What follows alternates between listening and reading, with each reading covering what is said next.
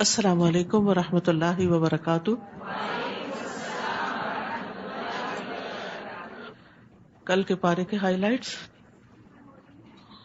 انسان کی تین اہم کوالٹیز صبر، تقوی اور احسان انسان کو کامیابی سے ہمکنار کرتی۔ انسان آزمائشوں سے زیادہ مضبوط ہوتا ہے۔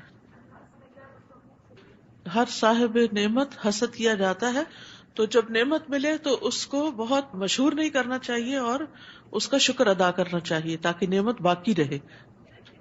قدرت کے باوجود معاف کرنا پیغمبرانہ اخلاق ہے۔ ایمان امید اور خوف کے درمیان ہوتا ہے۔ ہمیں اللہ سبحانہ وتعالیٰ سے حسن ظن رکھنا چاہیے اور امید زیادہ رکھنی چاہیے۔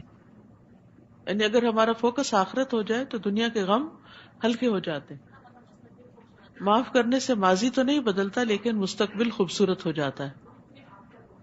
گناہوں کی وجہ سے انسان کا دل سخت ہو جاتا ہے۔ جتنی بڑی مشکل آتی ہے، جتنا بڑا امتحان ہوتا ہے، اتنی ہی پھر اللہ تعالیٰ کی مدد بھی آتی ہے۔ اپنے نفس کو کبھی پاک نہیں سمجھنا چاہیے۔ دعا تقدیر کو بدل دیتی ہے۔ صبر جمیل وہ ہوتا ہے جس میں شکوہ اور شکایت نہیں ہوتی۔ اخلاص کی وجہ سے انسان شیطان کی چالوں سے بچ جاتا ہے، اس کے قابو میں نہیں آتا۔ مخلصین پہ وہ قابو نہیں پا سکتا۔ برائی کا جواب اچھائی سے دیں۔ اللہ کو پہچاننے والوں کے لیے لوگوں کی باتیں سننا، تنقید سننا آسان ہو جاتا ہے۔ السلام علیکم ورحمۃ اللہ وبرکاتہ۔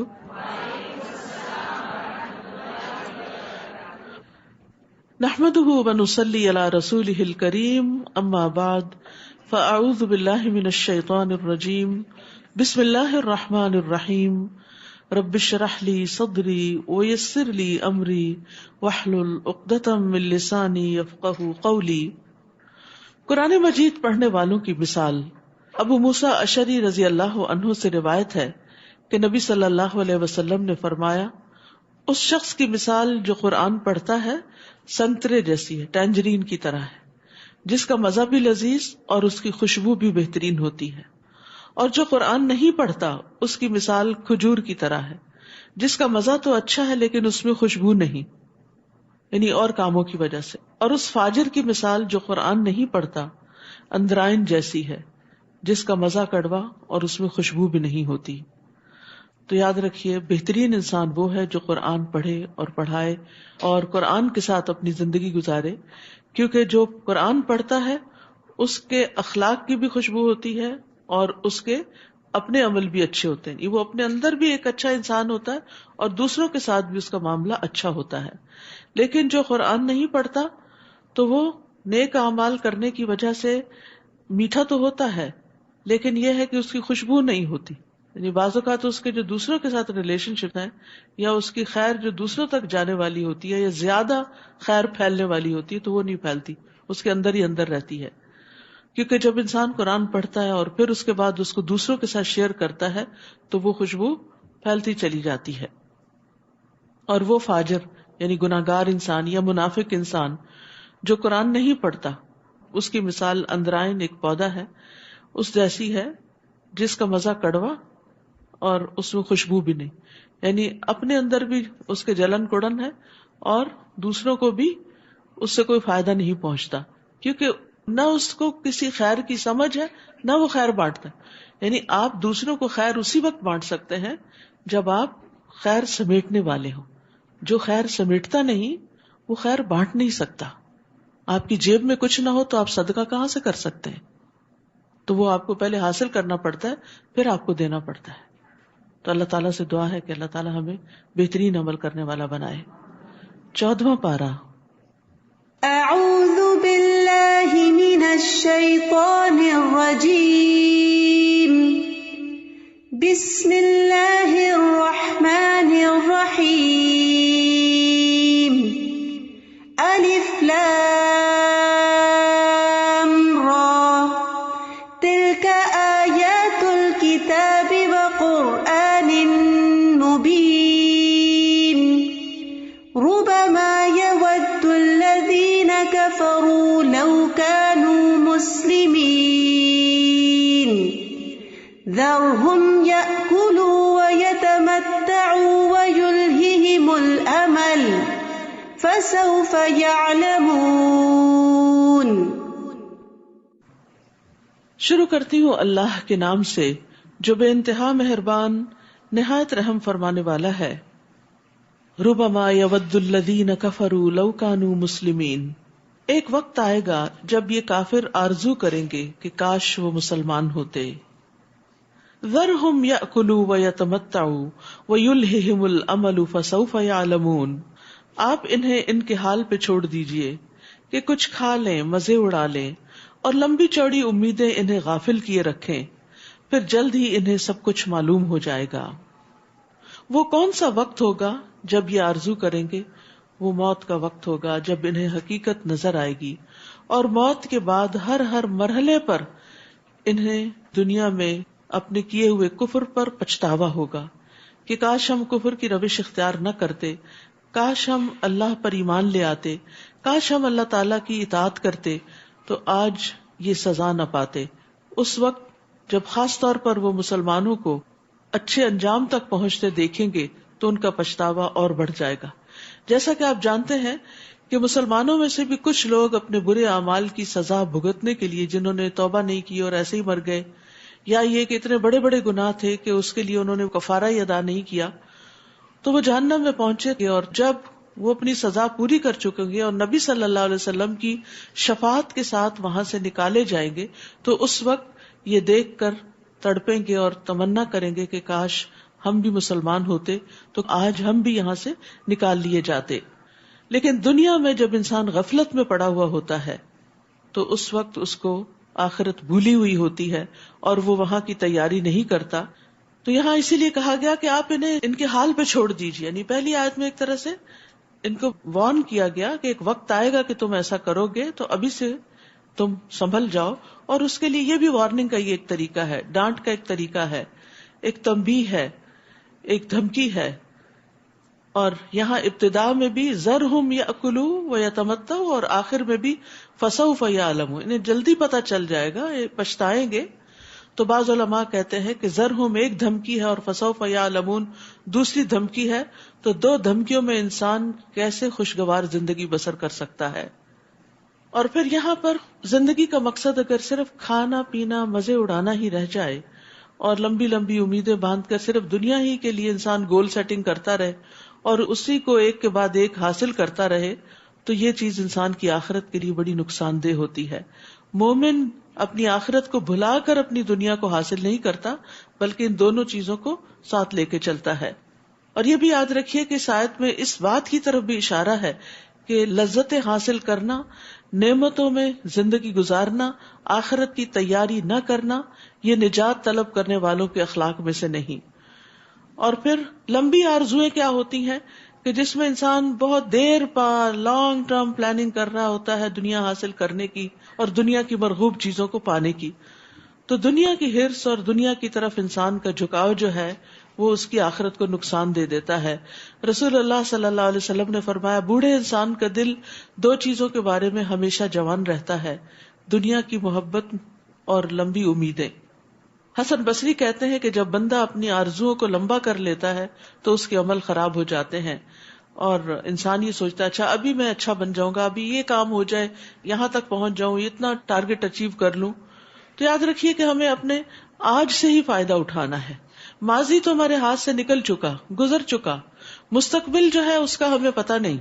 تو ہمارے پاس جو آج ہے، ناؤ دس ٹائم، اس میں ہمیں اپنے اس ٹائم کی فکر کرنی چاہیے اور اپنی آخرت کے لیے تیار کر لینا چاہیے.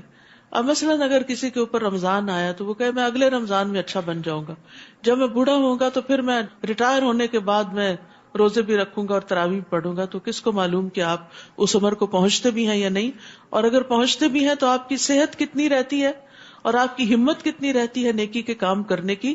اس لیے جو وقت آج ملا ہے، جو ہمت صحت طاقت آج ہے، اس سے بھرپور فائدہ اٹھا لینا چاہیے. ہم نے جس بستی کو بھی ہلاک کیا تو اس کے لیے ایک مقررہ مدت لکھی ہوئی تھی. کوئی قوم اس مقررہ مدت سے پہلے ہلاک نہیں ہو سکتی اور نہ ہی اس مدت کے بعد بچی رہ سکتی ہے. کافر یہ کہتے ہیں کہ اے وہ شخص جس پر یہ قرآن نازل ہوا ہے تو دیوانہ ہے، اگر تو سچا ہے تو پھر ہمارے پاس فرشتے کیوں نہیں لے آتا.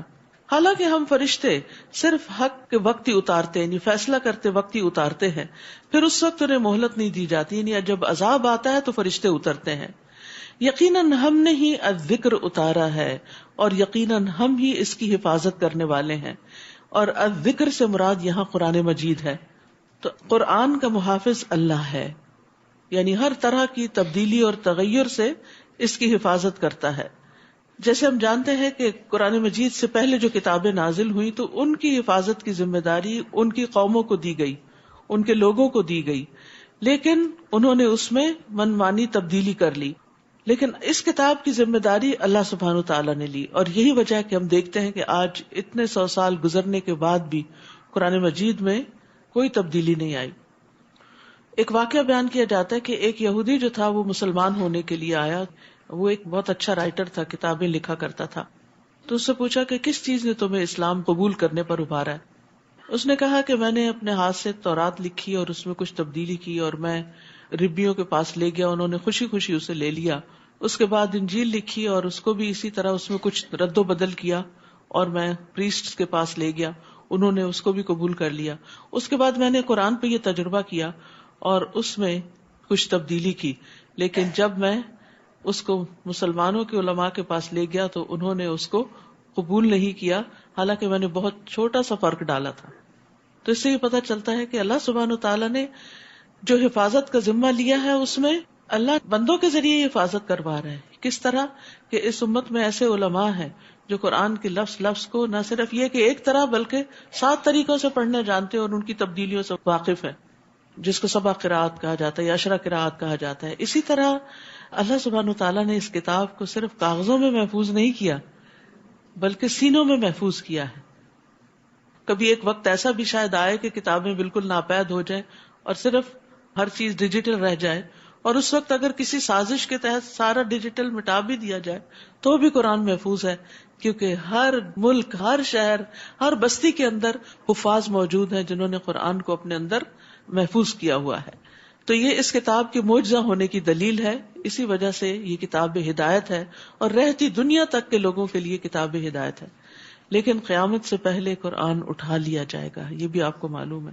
یہ قیامت کی بڑی نشانیوں میں سے ایک نشانی ہے کہ وہ لوگوں کے سینوں سے بھی اور کتابوں سے بھی اور ہر جگہ سے اٹھا لیا جائے گا، اور بالکل اندھیروں کا دور ہوگا۔ اللہ تعالیٰ ہمیں اس سے محفوظ رکھے، اور ہم کتنے خوش قسمت ہیں کہ اللہ نے ہمیں ایک نہیں کئی قسم کے ورژنز اس قرآن کے عطا کیے ہیں کہ جس کے ذریعے ہم اس سے فائدہ اٹھاتے ہیں اور انجوائے کرتے ہیں۔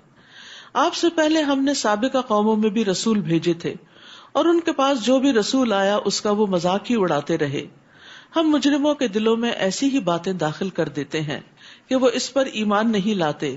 پہلی قوموں کی بھی یہی روش چلی آ رہی ہے، اور اگر ہم ان پر آسمان کا کوئی دروازہ بھی کھول دیتے جس میں وہ چڑھنے لگ جاتے تو بھی وہ یہی کہتے کہ ہماری نظر بندی کر دی گئی ہے، بلکہ ہم لوگوں پر جادو کر دیا گیا ہے۔ جادو بھی ایک طرح سے کہتے ہیں نظر بندی ہوتی ہے، وہ چیز تو نہیں بدلتی لیکن نگاہوں میں کچھ تبدیلی آ جاتی، دیکھنے کا انداز بدل جاتا ہے۔ بلا شبہ ہم نے آسمان میں برج بنائے اور دیکھنے والوں کے لیے انہیں سجا دیا۔ مراد ہے وہ ستارے جو ظاہر ہوتے۔ عربی زبان میں برج یا بروج کا لفظ ہوتا ہے نا، وہ ظاہر ہونے کے لیے، نمایاں ہونے کے لیے، اسی لیے قرآن مجید میں آتا ولا تبرجن تبرج الجاہلیت الاولی، کہ مسلمان عورتیں پرانی جاہلیت کی طرح اپنی زینت کو نمایاں نہ کریں، ظاہر نہ کریں۔ تو یہ بروج وہ ہیں کہ جو روشن ستارے ہیں جو ہمیں نظر آتے ہیں، تو ہم نے یہ دیکھنے والوں کے لیے انہیں سجا دیا ہے، اور ہر شیطان مردود سے اسے محفوظ کر دیا۔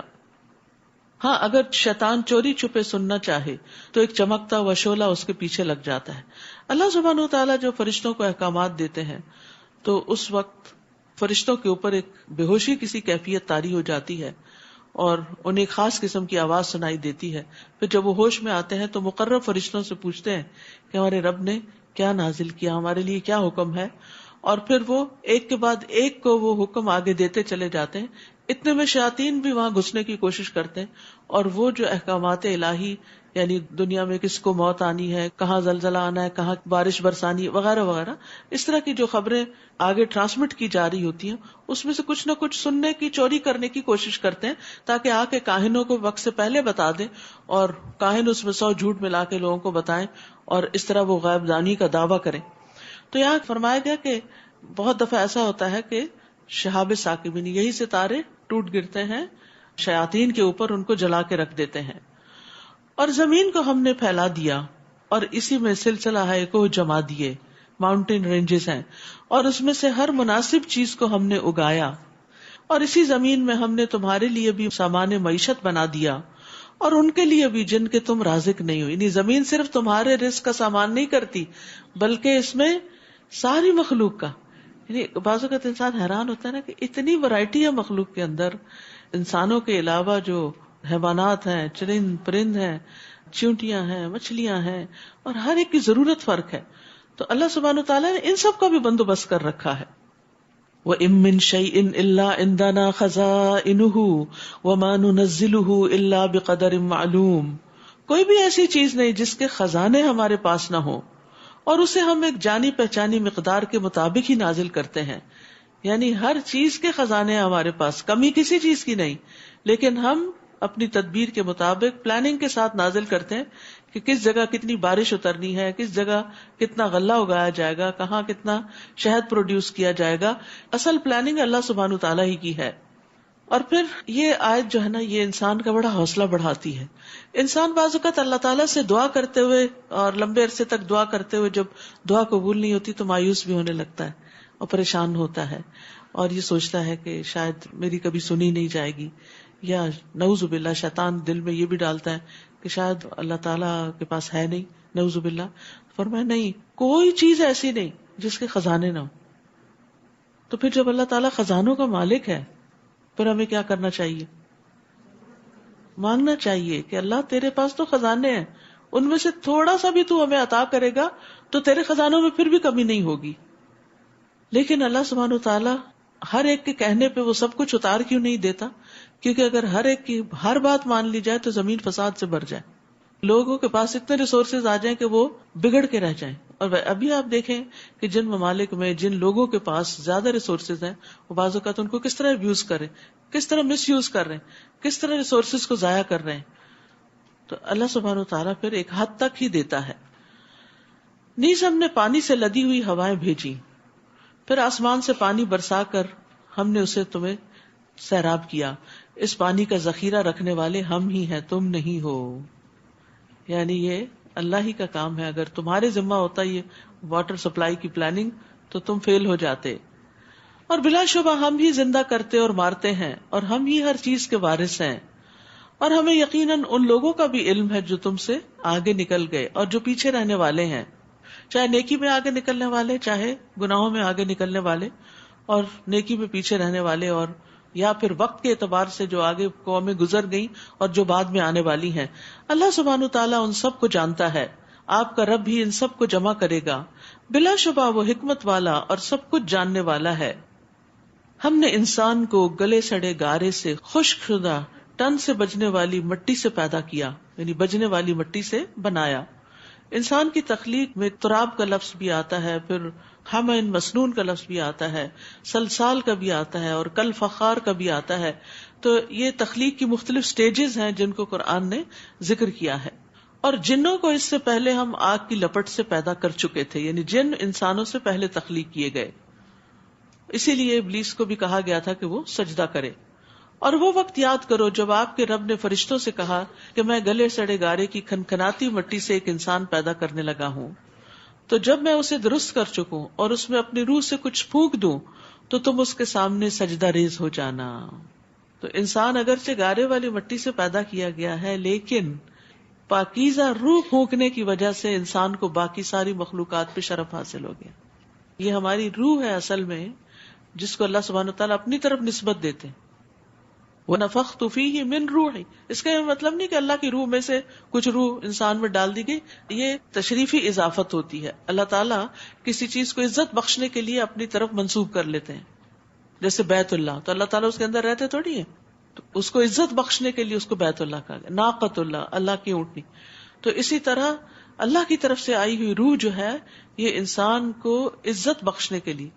اس لیے بہت ضروری ہے کہ جہاں ہم اپنے جسم کی ضروریات کا خیال رکھتے ہیں، کھانے پینے کا، دیگر اس کو آرام پہنچانے کا، وہاں یہ بھی ضروری ہے کہ ہم اپنی روح کی غذا کا بھی بندوبست کریں.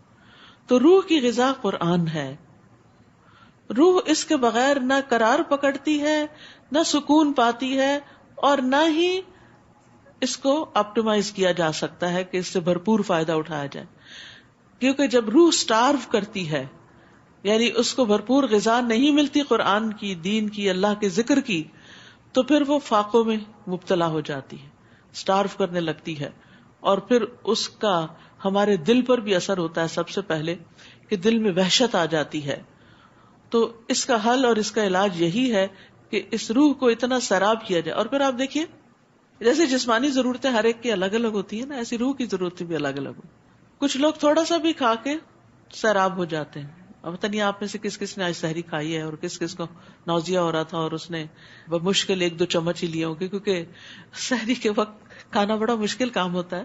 اور یہ ایک یعنی اللہ سبحانہ وتعالیٰ کی طرف سے روزے کے ذریعے ہمیں جو تربیت ہماری مقصود ہے، اس میں یہ بھی ہے کہ جب دل نہ چاہ رہا ہو، جو کام بڑا ہی مشکل لگے، اس کو بھی اللہ کی خاطر کر لو، ثواب سمجھ کے کر لو، تو اس میں بھی برکت ہوگی. اسی لیے کیا کہا، سحری کھاؤ، سحری کھانے میں برکت.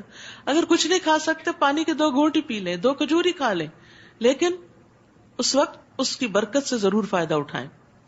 تو اسی طرح ہماری روح بھی جب قرآن سے دور ہوتی ہے نا، تو جب اس کو قرآن کی طرف لایا جاتا ہے تو وہ وحشت سی محسوس کرتی ہے. ابتدا میں اس کو بھی شاید نوزیا ہوتا ہے اور دل نہیں لگتا، پھر آہستہ آہستہ مانوس ہوتی جاتی، پھر آہستہ آہستہ خوش ہوتی چلی جاتی، پھر آہستہ آہستہ اس کی طلب بڑھتی چلی جاتی. اور جب طلب بڑھ جاتی ہے اور رسد جو ہے وہ اس کے مطابق نہ ہو، یعنی سپلائی بہت کم ہو، تو پھر وہ روح بے چین رہتی ہے. اسی لیے بعض لوگوں کو کہتے ہیں نا یہ بے چین روح ہے. تو یہ بے چین روح جو ہوتی ہے، اس کی نیوٹریشن جو ہے وہ پوری نہیں ہوئی بھی ہوتی، تو اس کو اپنی قرآن کی ڈوز مزید بڑھانے کی ضرورت ہوتی. جب کبھی آپ بے چین ہو، آپ قرآن مجید لے کے بیٹھ جائیں، پڑھتے رہیں پڑھتے رہیں پڑھتے رہیں، آپ دیکھیں گے کہ ایک وقت آئے گا کہ آپ سیراب ہو چکے گے، ایسے ہو گئے جیسے آپ تر ہو گئے، اور آپ کی بے چینی ساری دور ہو جائے گی. اس وقت دوستوں کو فون کرنے کی بجائے، میوزک سننے کی بجائے، ادھر ادھر اور کام کرنے کی بجائے سیدھے قرآن کو پکڑیں اور پڑھنا شروع کر دیں.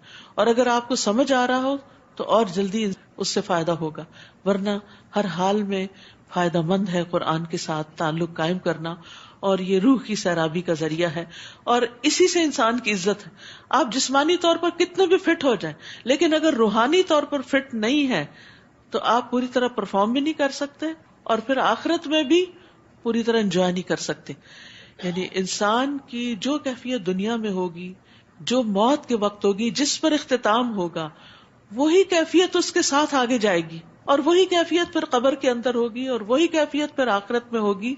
یعنی مرنے کے بعد کوئی طریقہ ایسا نہیں کہ آپ اپنی بے چین روح کو قرار دے دیں. آج وقت ہے، آج موقع ہے. تو رمضان سے بھی بھرپور فائدہ اٹھائیے، اور ویسے بھی صرف رمضان تک کی نہیں، بعد میں بھی اس سے فائدہ اٹھاتے رہیں. تو اسی روح کی وجہ سے اللہ سبحانہ وتعالی نے ملائکہ کو حکم دیا، ملائکہ اور باقی مخلوق کو، کہ وہ انسان کے آگے مسخر ہو جائے، سجدہ کرے، آگے جھک جائے. فسجد الملائکۃ کلھم اجمعون، چنانچہ سب کے سب فرشتوں نے آدم کو سجدہ کیا، سوائے ابلیس کے جس نے سجدہ کرنے والوں کا ساتھ دینے سے انکار کر دیا. اللہ تعالیٰ نے فرمایا، ابلیس تجھے کیا ہو گیا کہ تو نے سجدہ کرنے والوں کا ساتھ نہ دیا؟ وہ بولا، مجھے یہ گوارا نہ ہوا کہ میں ایسے انسان کو سجدہ کروں جسے تو نے گلے سڑے گارے کی کھنکھناتی مٹی سے پیدا کیا. روایات میں آتا ہے کہ ابلیس بہت عبادت گزار تھا اور جنات کا سردار تھا، اور اس کی بڑی سنی جاتی تھی، اور بہت لیڈرشپ کوالٹیز تھیں اس میں، اور بہت کچھ یعنی اس کے ٹریٹس بتائے جاتے. باقی چیزوں میں اللہ تعالیٰ کی بات ماننے والا، لیکن جب یہ حکم دیا کہ انسان کے آگے جھکو، آدم کے آگے سجدہ کرو، تو بگڑ بیٹھا. اصل میں یہ اس کا بھی ایک امتحان تھا.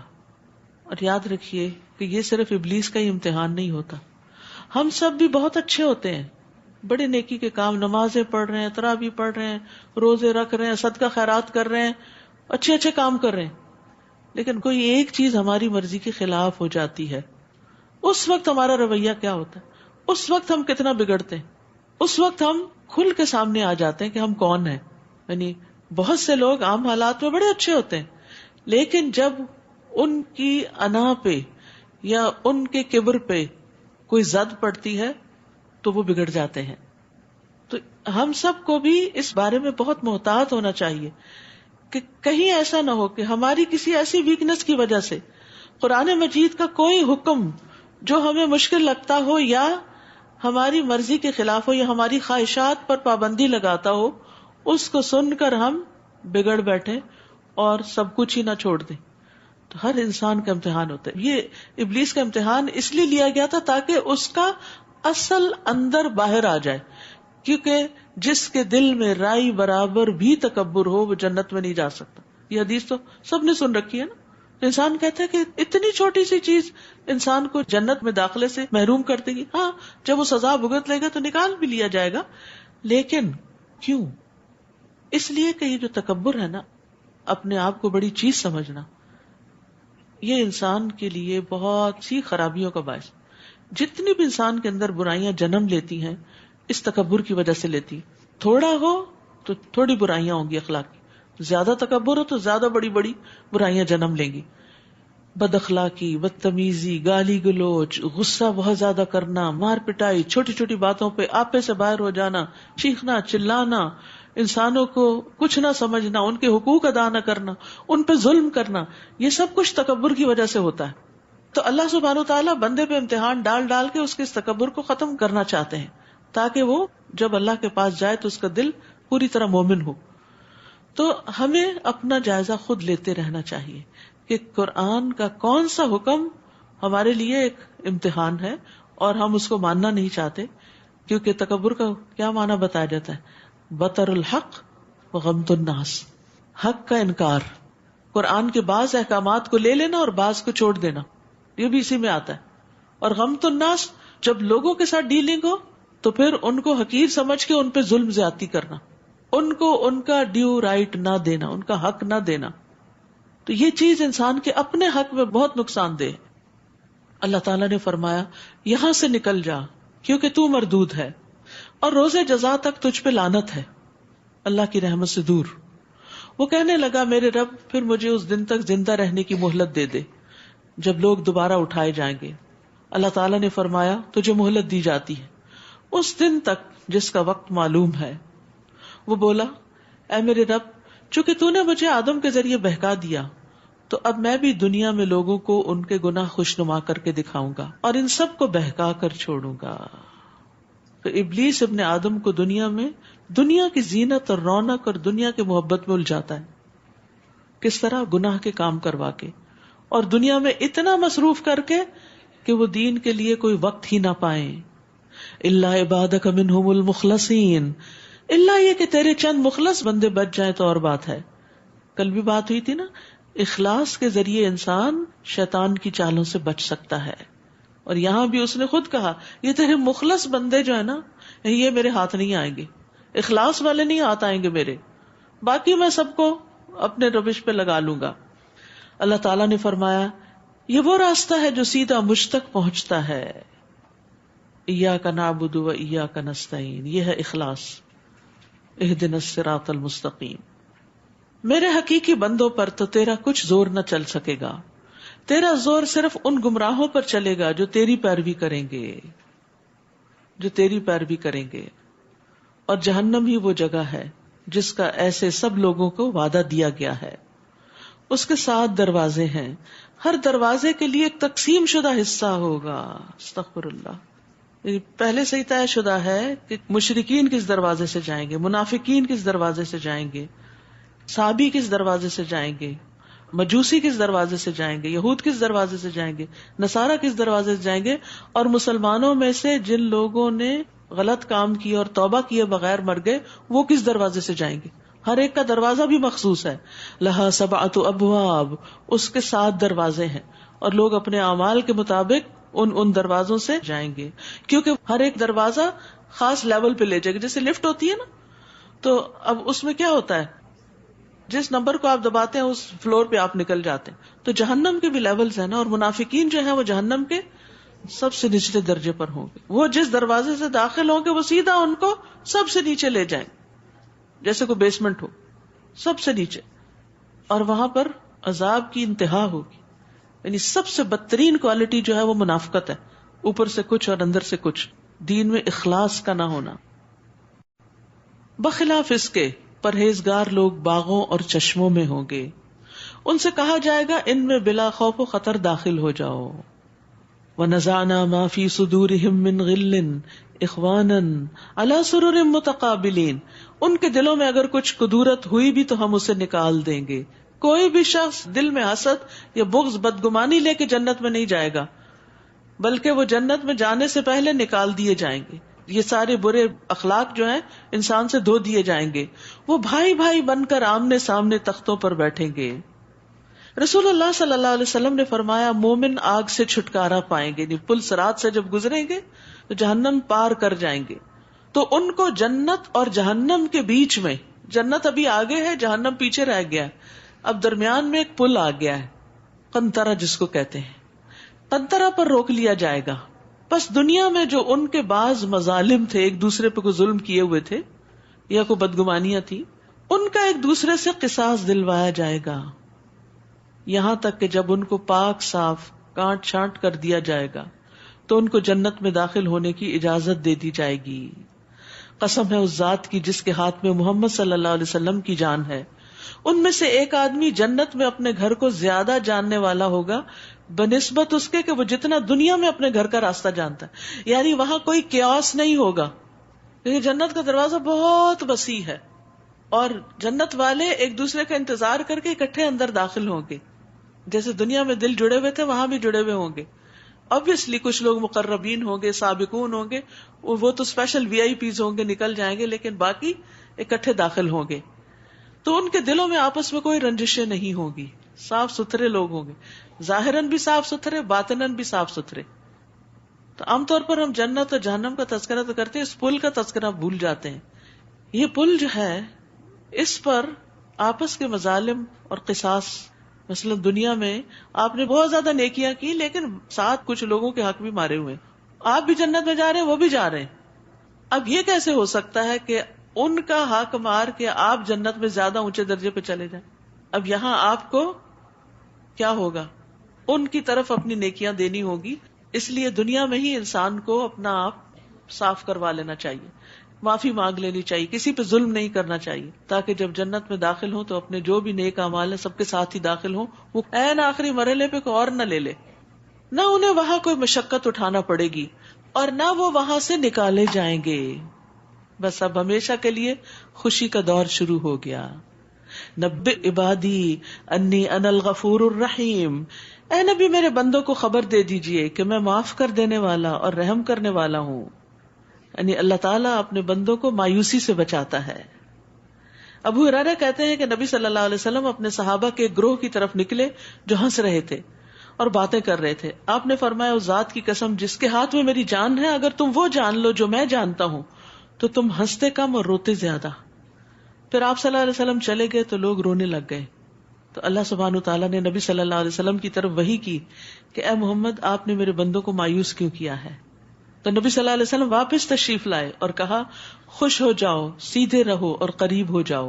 ابشروا وسددوا وقاربوا وان عذابی هو العذاب العلیم. اور یہ بھی کہ میرا عذاب ہی دردناک عذاب ہے. وَنَبِّئْهُمْ عَنْ ضَيْفِ إِبْرَاهِيمَ. نیز آپ انہیں ابراہیم کے مہمانوں کا حال بتائیے، وہ فرشتوں کا ذکر جو پہلے آپ پڑھ چکے ہیں. جب وہ اس کے ہاں آئے تو ابراہیم کو سلام کہا. ابراہیم نے کہا ہمیں تم سے ڈر لگتا ہے. اب بیچ کی تفصیلات یہاں حذف کر دی گئی ہیں کیونکہ اس صورت کی مناسبت سے دیگر باتیں ہائی لائٹ کی جائیں گی. وہ کہنے لگے ڈرو نہیں، ہم تمہیں ایک صاحب علم لڑکے کی بشارت دیتے ہیں. ابراہیم نے کہا کیا مجھے اس حال میں اولاد کی خوشخبری دیتے ہو جبکہ میں بوڑھا ہو چکا ہوں؟ پھر یہ کیسی بشارت دے رہے ہو؟ وہ کہنے لگے ہم تجھے سچی بشارت دے رہے ہیں، لہذا مایوس نہ ہو. قال ومن يقنط من رحمت ربه الا الضالون. ابراہیم علیہ السلام نے کہا میں مایوس نہیں، کیونکہ اپنے رب کی رحمت سے مایوس تو صرف گمراہ لوگ ہی ہوتے ہیں. کبھی بھی رب کی رحمت سے مایوس نہ ہو، ہمیشہ اچھے دنوں کا انتظار کریں، اللہ تعالیٰ کی رحمت کی امید رکھیں. یعنی اللہ کی رحمت سے مایوس ہونا ایک کبیرہ گناہ ہے، اور اسی طرح اللہ کی چال یا تدبیر سے بے خوف ہو جانا بھی کبیرہ گناہ ہے. تو ایمان ان دونوں کے بیچ میں ہے. قال فما خطبكم ایھا المرسلون، پھر ان سے پوچھا اے اللہ کے بھیجے ہوئے فرشتوں تمہارا کیا معاملہ ہے؟ یعنی ان کو پہچان گئے کہ یہ فرشتے ہیں. وہ کہنے لگے ہم ایک مجرم قوم کی طرف بھیجے گئے ہیں، یعنی قوم لوط کی طرف. سوائے لوط کے خاندان کے ان سب کو ہم بچا لیں گے، البتہ لوط کی بیوی کے لیے بحکم الہی ہم نے یہ مقدر کیا ہے کہ وہ پیچھے رہنے والوں میں شامل ہوگی. پھر جب یہ فرشتے لوط کے گھر آئے تو لوط نے انہیں کہا تم تو کچھ اجنبی لوگ معلوم ہوتے ہو. وہ کہنے لگے بلکہ ہم تو تمہارے پاس وہ عذاب لائے ہیں جس کے بارے میں یہ لوگ شک کر رہے تھے. ہم آپ کے پاس یقینی بات لائے ہیں اور ہم خود بھی سچے ہیں، لہٰذا تم کچھ رات رہے اپنے گھر والوں کو لے کر نکل جاؤ اور تم ان سب کے پیچھے رہو اور تم میں سے کوئی مڑ کر نہ دیکھے اور وہاں جاؤ جہاں تمہیں حکم دیا گیا ہے. تو یاد رکھیے کہ یہاں ایک خاص انسٹرکشن دی گئی تھی کہ پیچھے مڑ کے نہیں دیکھنا، ادھر ادھر نہیں دیکھنا، کیونکہ ادھر ادھر دیکھنے والا ثابت قدم نہیں رہ سکتا. ادھر ادھر دیکھنے والا رب کے وعدے پر پورا یقین نہیں رکھتا، ریلکٹنٹ ہوتا ہے. اور پھر جس قوم پہ عذاب آ رہا ہو، انسان مڑ کے جب عذاب آئے کوئی شور سنائی دے ادھر دیکھے تو ہو سکتا ہے کہ اس کے دل میں ان ظالموں کے لیے رحم آ جائے. اور پھر یہ بھی ہے کہ انسان جب ہجرت کرتا ہے، کیونکہ یہ ہجرت بھی ہوتی، تو اپنے پیچھے اپنا بہت کچھ مال و متاع چھوڑ کے آتا ہے. تو جب انسان نئی منزل کی طرف روانہ ہوتا ہے تو اسے اسی کی طرف فوکس کرنا چاہیے، بار بار ماضی کو نہیں دہرانا چاہیے، جو پیچھے رہ گیا اس کے بارے میں نہیں سوچنا چاہیے، کیونکہ جو چیز اللہ کے لیے چھوڑی اس پر غم کیسا. اللہ کا وعدہ ہے جو اللہ سبحانہ تعالیٰ کے لیے کچھ چھوڑے گا وہ زمین میں بہت وسعت پائے گا، بہت فراخی پائے گا. اللہ تعالیٰ اس کو پہلے سے بہتر نعمتیں عطا کر دیتا ہے. اور ویسے بھی آپ دیکھیے کہ راہ چلتے ہوئے بھی انسان کو آگے دیکھنا چاہیے، پیچھے نہیں دیکھنا چاہیے. تو یہاں خاص طور پر اس بات کی طرف توجہ دلائی گئی کہ لوگ جب عذاب سے بچ کے نکلے تو پھر آگے ہی چلتے چلے جائیں، اپنی منزل پہ پہنچے. اور اس سے زندگی کا ایک اصول بھی ہمیں ملتا ہے کہ جب ہم کوئی کام کرنے لگیں تو اس پہ پوری طرح فوکس کریں. کسی بھی کام میں مصروف ہوں تو اسی پر توجہ رکھیں، جیسے نماز، جیسے کھانا پکانا ہی. یعنی جو کام بھی آپ ہاف ہارٹیڈلی کرتے ہیں، یا بعض اوقات آپ بڑے خوش ہوتے ہیں کہ میں ملٹی ٹاسکنگ کرتی ہوں. کچھ چھوٹے موٹے چورز میں تو ملٹی ٹاسکنگ ہو سکتی ہے، لیکن جو اہم کام ہوتے ہیں ان میں ملٹی ٹاسکنگ نہیں ہو سکتی، ان کی پھر کوالٹی ختم ہو جاتی. ان میں آپ کو اپنا پورا جی جان لگانا چاہیے. نبی صلی اللہ علیہ وسلم جب معراج پر تشریف لے گئے تھے، اللہ سبحانہ تعالیٰ کے حضور حاضر ہوئے تو آپ کی تعریف کن الفاظ میں کی گئی؟ اذ یغشی السدرۃ ما یغشی ما زاغ البصر وما طغی لقد رأى من آیات ربہ الکبریٰ. جب اس بیری کو ڈھانپ رہا تھا جو ڈھانپ رہا تھا، نہ نگاہ ادھر ادھر ہوئی اور نہ حد سے بڑھی. آپ نے اپنے مقصد سے اپنی نگاہ کو ہٹایا ہی نہیں. بلا شبہ یقیناً اس نے اپنے رب کی بعض بہت بڑی نشانیاں دیکھی، کیونکہ اگر آپ ارریلیونٹ چیزوں کو دیکھتے تو جو چیزیں اللہ تعالیٰ آپ کو دکھانا چاہتا تھا وہ آپ نہیں دیکھ سکتے تھے. اسی طرح جب آپ مثلاً حج یا عمرے پر جائیں یا رمضان آ گیا ہے تو اس پہ فوکس کریں کہ میں کس چیز سے گزر رہی. اور ویسے بھی جیسے پیچھے بات ہوئی کہ انسان کو اپنے آج پر توجہ دینی چاہیے کہ اس وقت مجھے جو صحت، وقت، زندگی ملی ہے اس سے بہترین کام لے لوں. کیونکہ کچھ لوگ ماضی کی باتیں یاد کر کر کے روتے رہتے ہیں اور کچھ لوگ مستقبل کے بارے میں سوچ سوچ کے پریشان ہوتے رہتے ہیں، اور آج جو ان کے پاس ہے اس سے غافل رہتے ہیں. اور یہ بہت بڑا خسارہ ہے.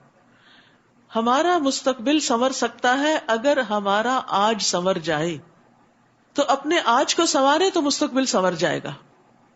اور ہم نے لوط کو اس بات کا فیصلہ سنا دیا کہ صبح ہوتے ہی ان لوگوں کی جڑ کٹ جائے گی. اتنے میں شہر والے خوشی خوشی لوط کے ہاں آ پہنچے.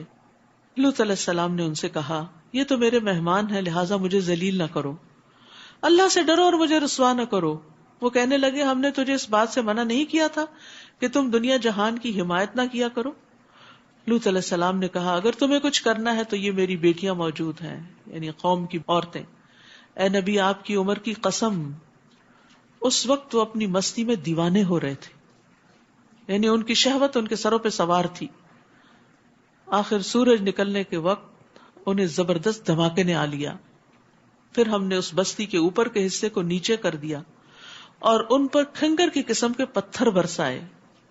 ان فی ذلک لآیات للمتوسمین، بلا شبہ اس واقعے میں بھی صاحب فراست لوگوں کے لیے کئی نشانیاں ہیں. اور وہ بستی بالکل شار عام پر واقع ہے، بلا شبہ اس میں ایمان لانے والوں کے لیے نشانی ہے. اور ایکا والے بھی یقیناً ظالم تھے، چنانچہ ہم نے ان سے بھی انتقام لیا. اور یہ دونوں بستیاں کھلی شاہراہ پر واقع ہیں، یعنی عربوں کی تجارتی شاہراہ پر.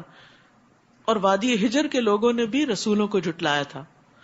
ہم نے انہیں اپنی نشانیاں دی مگر وہ اعراض ہی کرتے رہے. وہ لوگ پہاڑوں کو تراش کر امن سے ان میں رہتے تھے.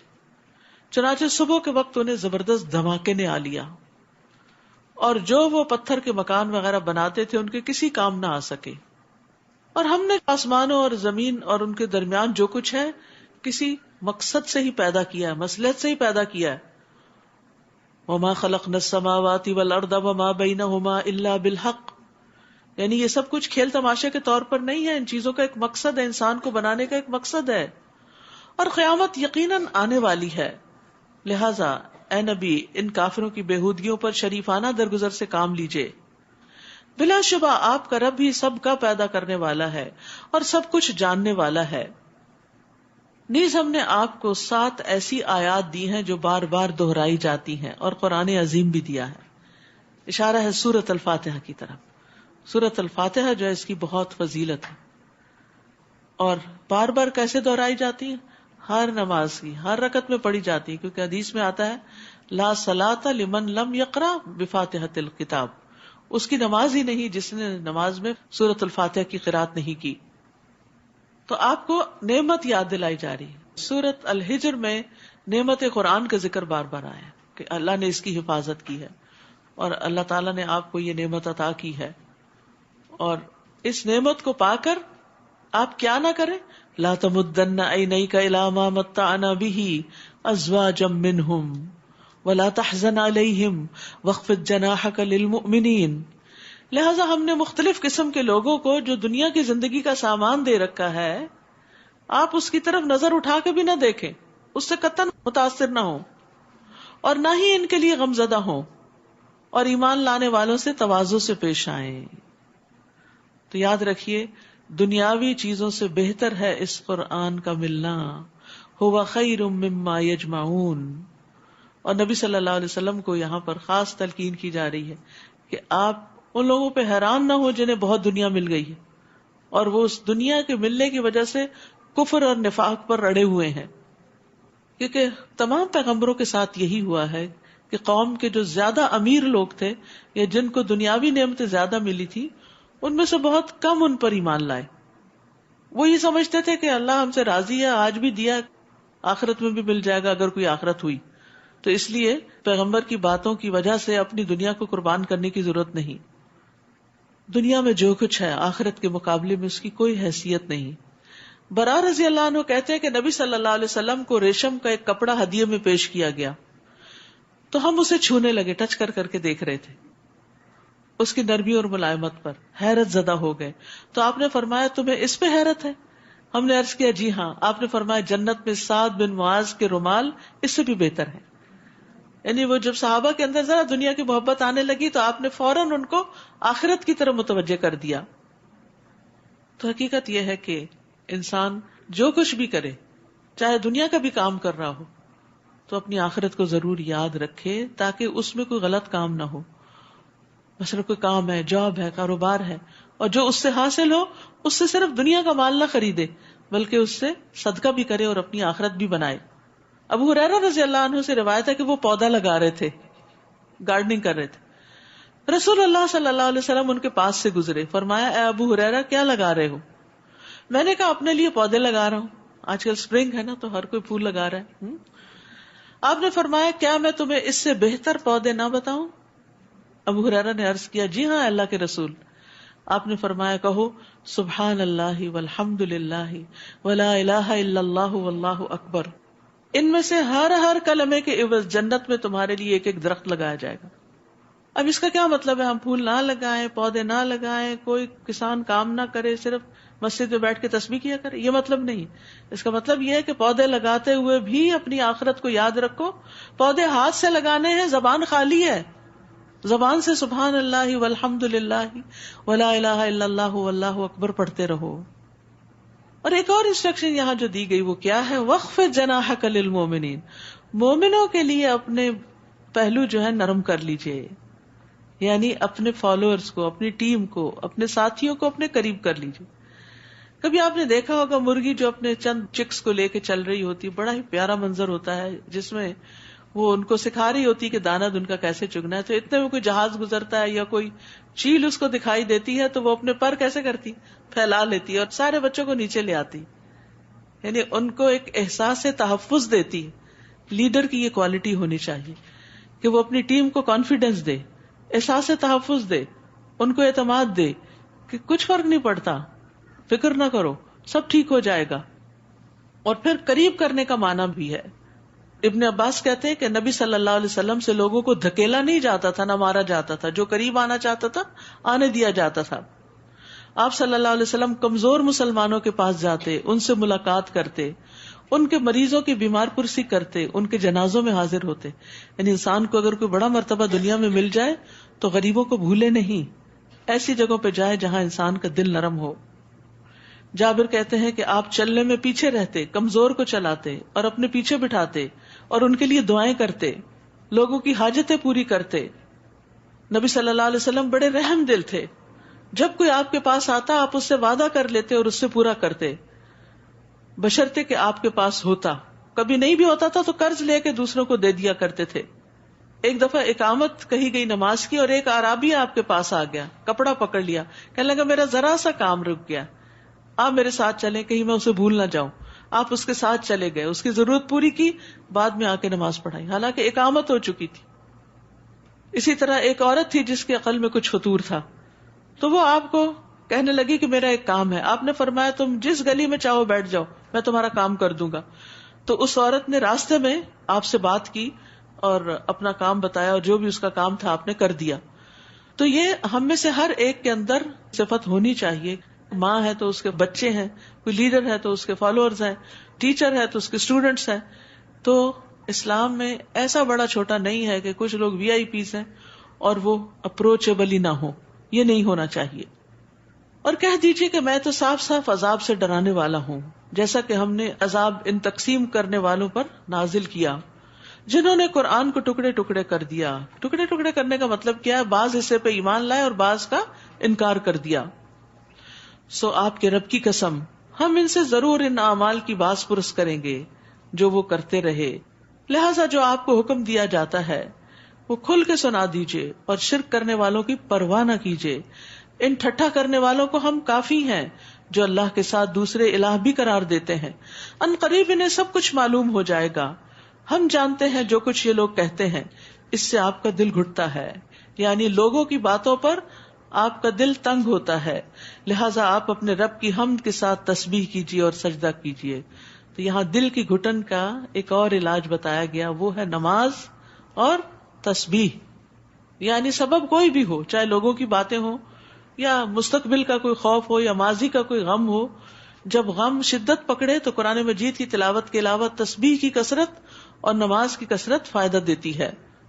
رسول اللہ صلی اللہ علیہ وسلم نے فرمایا، جو رات سے خوف کھائے کہ وہ اسے پریشان کرے گی، یا مال خرچ کرنے سے بخل کرے، یا دشمن سے مقابلے سے ڈرے، تو چاہیے کہ وہ اس قول کی کثرت کر دے، سبحان اللہ و بحمدہ، کثرت سے پڑھے، کیونکہ یہ اللہ کے نزدیک سونے کا پہاڑ اللہ کے راستے میں خرچ کرنے سے زیادہ محبوب ہے. یعنی آپ سونے کا پہاڑ صدقہ کریں تو اتنا اجر نہیں ملے گا جتنا تسبیح کی کثرت سے ملے گا. وَاعْبُدْ رَبَّكَ حَتَّى يَأْتِيَكَ الْيَقِينُ، اور اپنے رب کی عبادت کیجیے حتیٰ کہ آپ کے پاس یقینی بات یعنی موت آ جائے. حقیقت یہ ہے کہ موت سب سے بڑا یقین ہے.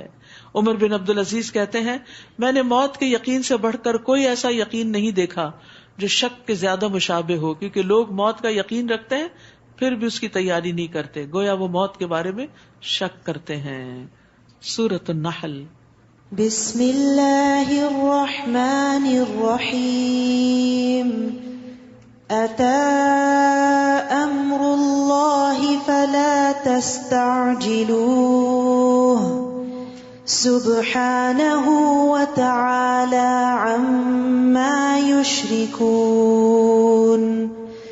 ينزل الملائكة بالروح من أمره على من يشاء من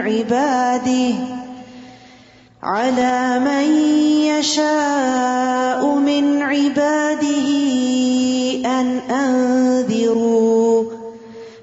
أنذروا أنه لا إله إلا أنا فاتقون. سورۃ النحل کو سورۃ النعم بھی کہا جاتا ہے، نعمتوں کا ذکر ہے. سورۃ الحجر میں نعمت قرآن کا ذکر ہے جو سب سے بڑی نعمت ہے نعمتوں میں، اور سورۃ النحل میں کونی نعمتوں کا ذکر ہے جو کائنات میں بکھری ہوئی ہیں، انسان کے فائدے کے لیے اللہ نے پیدا کی ہیں. اور اس سورت میں اللہ تعالیٰ نعمتوں کے اصول اور قواعد بھی بیان کرتے ہیں. اتا امر اللہ فلا تستعجلوہ سبحانہ وتعالی عما یشرکون.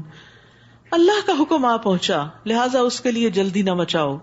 وہ پاک ہے اور اس سے بلند تر ہے جو یہ لوگ شرک کرتے ہیں. وہ اپنے بندوں میں سے جس پر چاہتا ہے اپنے حکم سے وہی دے کر فرشتے نازل کرتا ہے، بالروح، روح کے ساتھ. قرآن مجید کو بھی روح کہا گیا ہے کیونکہ روح کے لیے روح ہی غذا ہے. اور ان بندوں کو حکم دیتا ہے کہ متنبہ کر دو کہ میرے سوا کوئی الہ نہیں، لہٰذا مجھی سے ڈرو. اس نے آسمانوں اور زمین کو حق کے ساتھ پیدا کیا ہے، اور جو کچھ یہ لوگ شرک کر رہے ہیں اللہ اس سے بلند و برتر ہے. اس نے انسان کو نطفے سے پیدا کیا، مگر دیکھتے ہی دیکھتے اسی کے بارے میں کلم کلا جھگڑالو بن گیا. یعنی ابن آدم جو ہے وہ ہر چیز کے بارے میں بحث کرتا ہے، حتیٰ کہ اللہ کے وجود کے بارے میں، آخرت کے بارے میں، دین کے احکامات کے بارے میں. پیدا اللہ نے کیا، چاہیے تھا کہ اللہ کے آگے سر جھکا دے، ہر چیز کو مان جائے بغیر کسی بحث مباحثے کے. لیکن اللہ نے عقل کیا دی یا کچھ سوچنے سمجھنے کی صلاحیت کیا دی کہ خود اللہ کے وجود کو چیلنج کرنے لگتا ہے. وَالْأَنْعَامَ خَلَقَهَا لَكُمْ فِيهَا دِفْءٌ وَمَنَافِعُ وَمِنْهَا تَأْكُلُونَ.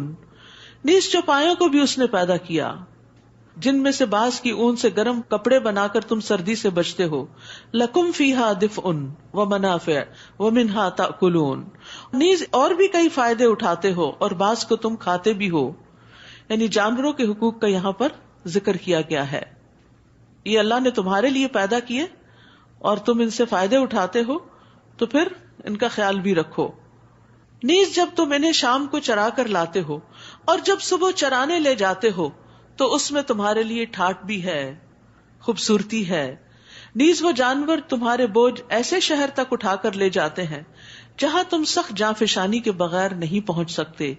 بلا شبہ تمہارا رب بڑا شفیق اور رحم کرنے والا ہے. اس نے گھوڑے، خچر اور گدھے بھی پیدا کیے تاکہ تم ان پر سواری کرو، اور وہ تمہارے لیے باعث زینت بھی ہیں. یعنی گھوڑا جو ہے ایک بہت خوبصورت جانور بھی ہے، اور وہ اور بھی کئی چیزیں پیدا کرے گا جنہیں تم نہیں جانتے. یعنی نبی صلی اللہ علیہ وسلم کے زمانے میں سواری کے لیے یہ گھوڑے، خچر وغیرہ ہی تھے، اور یہاں اشارہ کر دیا گیا کہ ابھی اور ایسی چیزیں پیدا ہونے والی ہیں جن پہ تم سواری کرو گے لیکن تم ان کو نہیں جانتے. وَيَخْلُقُ مَا لَا تَعْلَمُونَ. اور ایک اور معنی اس کا یہ ہے کہ اللہ نے جو چیزیں تخلیق کی ہیں کچھ تو ان میں سے تم دیکھتے ہو اور کچھ ایسے بھی ہیں جن کو تم جانتے ہی نہیں. مثلا براق، تو براق کے بارے میں ہمیں نبی صلی اللہ علیہ وسلم نے خبر دی، ورنہ ہمیں کیا پتا براق کیا ہوتا ہے. اسی طرح اور بھی سواریاں، اور ہو سکتا ہے کہ آئندہ دنوں میں اور بھی چیزیں ایسی آئیں جن کو ہم نہ جانتے ہوں. اور سیدھی راہ بتانا اللہ کے ذمہ ہے، جبکہ ٹیڑھے راستے بھی موجود ہیں. اور اگر اللہ چاہتا تو تم سب کو ہدایت دے دیتا. وہی تو ہے جس نے تمہارے لیے آسمان سے پانی برسایا، اس پانی کو تم پیتے بھی ہو اور اس سے نباتات اگتی ہیں، اور تم مویشیوں کو چراتے ہو. وہ اس پانی سے تمہارے لیے کھیتی، زیتون، کھجور، انگور اور ہر طرح کے پھل پیدا کرتا ہے.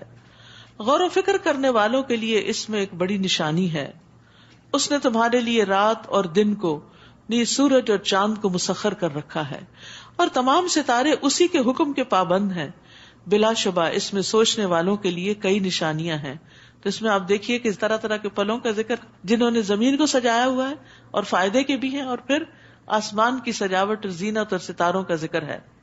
تو یاد رکھیے ستارے زینت کے لیے ہیں، راہ دکھانے کے لیے ہیں، پوجے جانے کے لیے نہیں جیسے قوم ابراہیم پوجتی تھی. اور اسی طرح یہ ہے کہ ستاروں سے اپنی قسمت وابستہ نہیں کرنی چاہیے، کیونکہ یہ کسی کو کچھ فائدہ اور نقصان نہیں دے سکتے. اسی طرح ستاروں کی کوئی تاثیر بھی تسلیم نہیں کرنی چاہیے. یاد رکھیے علم نجوم جادو کی ایک قسم ہے.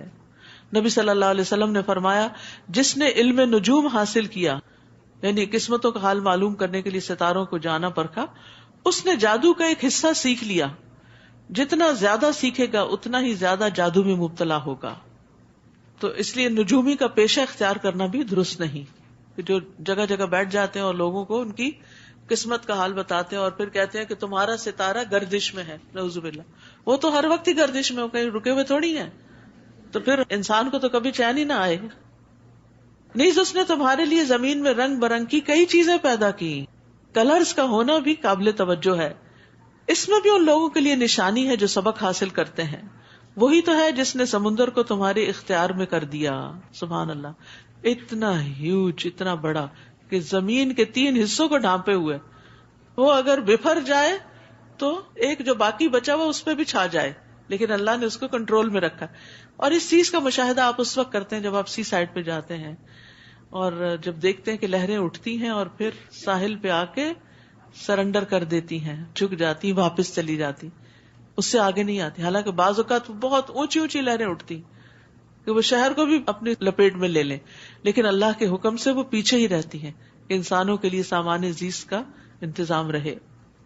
وہی تو ہے جس نے سمندر کو تمہارے اختیار میں کر دیا تاکہ اس میں سے تم تر و تازہ گوشت کھاؤ، ورنہ فشنگ کیسے ہو سکتی اگر اس کی لہریں آؤٹ آف کنٹرول ہوتی. اور اس سے وہ زیور نکالو جو تم پہنتے ہو. تو زیور پہننا منع نہیں ہے، ہاں حلال سے آیا ہو اور ایک حد کے اندر پہنا جائے. اور تم دیکھتے ہو کہ کشتی سمندر کا پانی چیرتی ہوئی چلتی ہے. کبھی آپ کسی لانچ پہ بیٹھے ہیں جب سمندر کے بیچ میں جاتے ہیں تو کس طرح پیچھے باقاعدہ پانی 2 حصوں میں سپلٹ ہوتا ہوا نظر آتا ہے. اور اس لیے بھی کہ تم اللہ کا فضل تلاش کرو اور اس کا شکر ادا کرو. یعنی سمندر تمہارے لیے بنایا، مچھلیاں تمہارے لیے پیدا کی، زیورات سب نکالو، محنت کرو، کماؤ، حاصل کرو، لیکن جائز طریقے سے، اور پھر خرچ بھی جائز طریقے سے کرو، اور ان میں کھو کے نہ رہ جاؤ. یہ ہے اصل مسئلہ. اور پھر یہ کہ کشتیوں کے چلنا بھی اللہ کی قدرت کی ایک علامت ہے کہ کس طرح ایک سوئی سمندر میں ڈوب جاتی ہے اور پہاڑ جتنے جو شپس ہوتے ہیں وہ پانی کی سطح پر آرام سے تیرتے ہوئے چلے جا رہے ہوتے ہیں. نیز اس نے زمین کو ہچکولوں سے بچانے کے لیے اس میں مضبوط پہاڑ رکھ دیے تاکہ تمہیں لے کر ہچکولے نہ کھائے، ورنہ تو ہر وقت ہی زلزلہ آیا ہوا ہوتا، کچھ کام نہ کر پاتے. اور نہریں بھی بنائی اور راستے بھی تاکہ تم آتے جاتے وقت راہ پا سکو. یعنی کچھ انسان نے روڈز بنائی ہیں، لیکن کچھ جو ہے وہ بالکل قدرتی راستے ہیں. پہلے زمانے میں روڈز بنائی نہیں جاتی تھی، لوگ انہی قدرتی راستوں پر چل کر ایک جگہ سے دوسری جگہ جاتے تھے. اس نے زمین میں راستہ بتانے والی علامتیں رکھ دی اور تاروں سے بھی لوگ ہدایت پاتے ہیں، لیکن کچھ لوگ بھٹک بھی جاتے ہیں. وہ تاروں کو اپنی قسمت کا حال معلوم کرنے کا ذریعہ بنا لیتے ہیں، جبکہ اللہ نے ان کو کچھ اور مقاصد کے لیے پیدا کیا ہے. اب ذرا سوچو، کیا وہ اللہ جو یہ سب چیزیں پیدا کرتا ہے اس جیسا ہو سکتا ہے جو کچھ بھی پیدا نہیں کر سکتا؟ خالق اور غیر خالق برابر نہیں ہو سکتے. پھر بھی تمہیں سمجھ نہیں آتی. جو لوگ اللہ کو نہیں مانتے وہ سوچیں کہ یہ سب کچھ کس نے بنایا، خود سے تو نہیں بن سکتا. اور جب کوئی چیز بنتی ہے تو وہ کسی مٹیریل سے بنتی ہے، تو وہ مٹیریل کہاں سے آیا؟ مثلاً اگر آپ یہ کہیں کہ آسمان خود ہی بن گیا، چلو مان لیتے ہیں. کس چیز سے بنا؟ جس چیز سے بنا وہ کہاں سے آئی؟ اس کو کس نے بنایا؟ اسی طرح زمین پہ جو چیزیں ہیں ان کو کس نے بنایا؟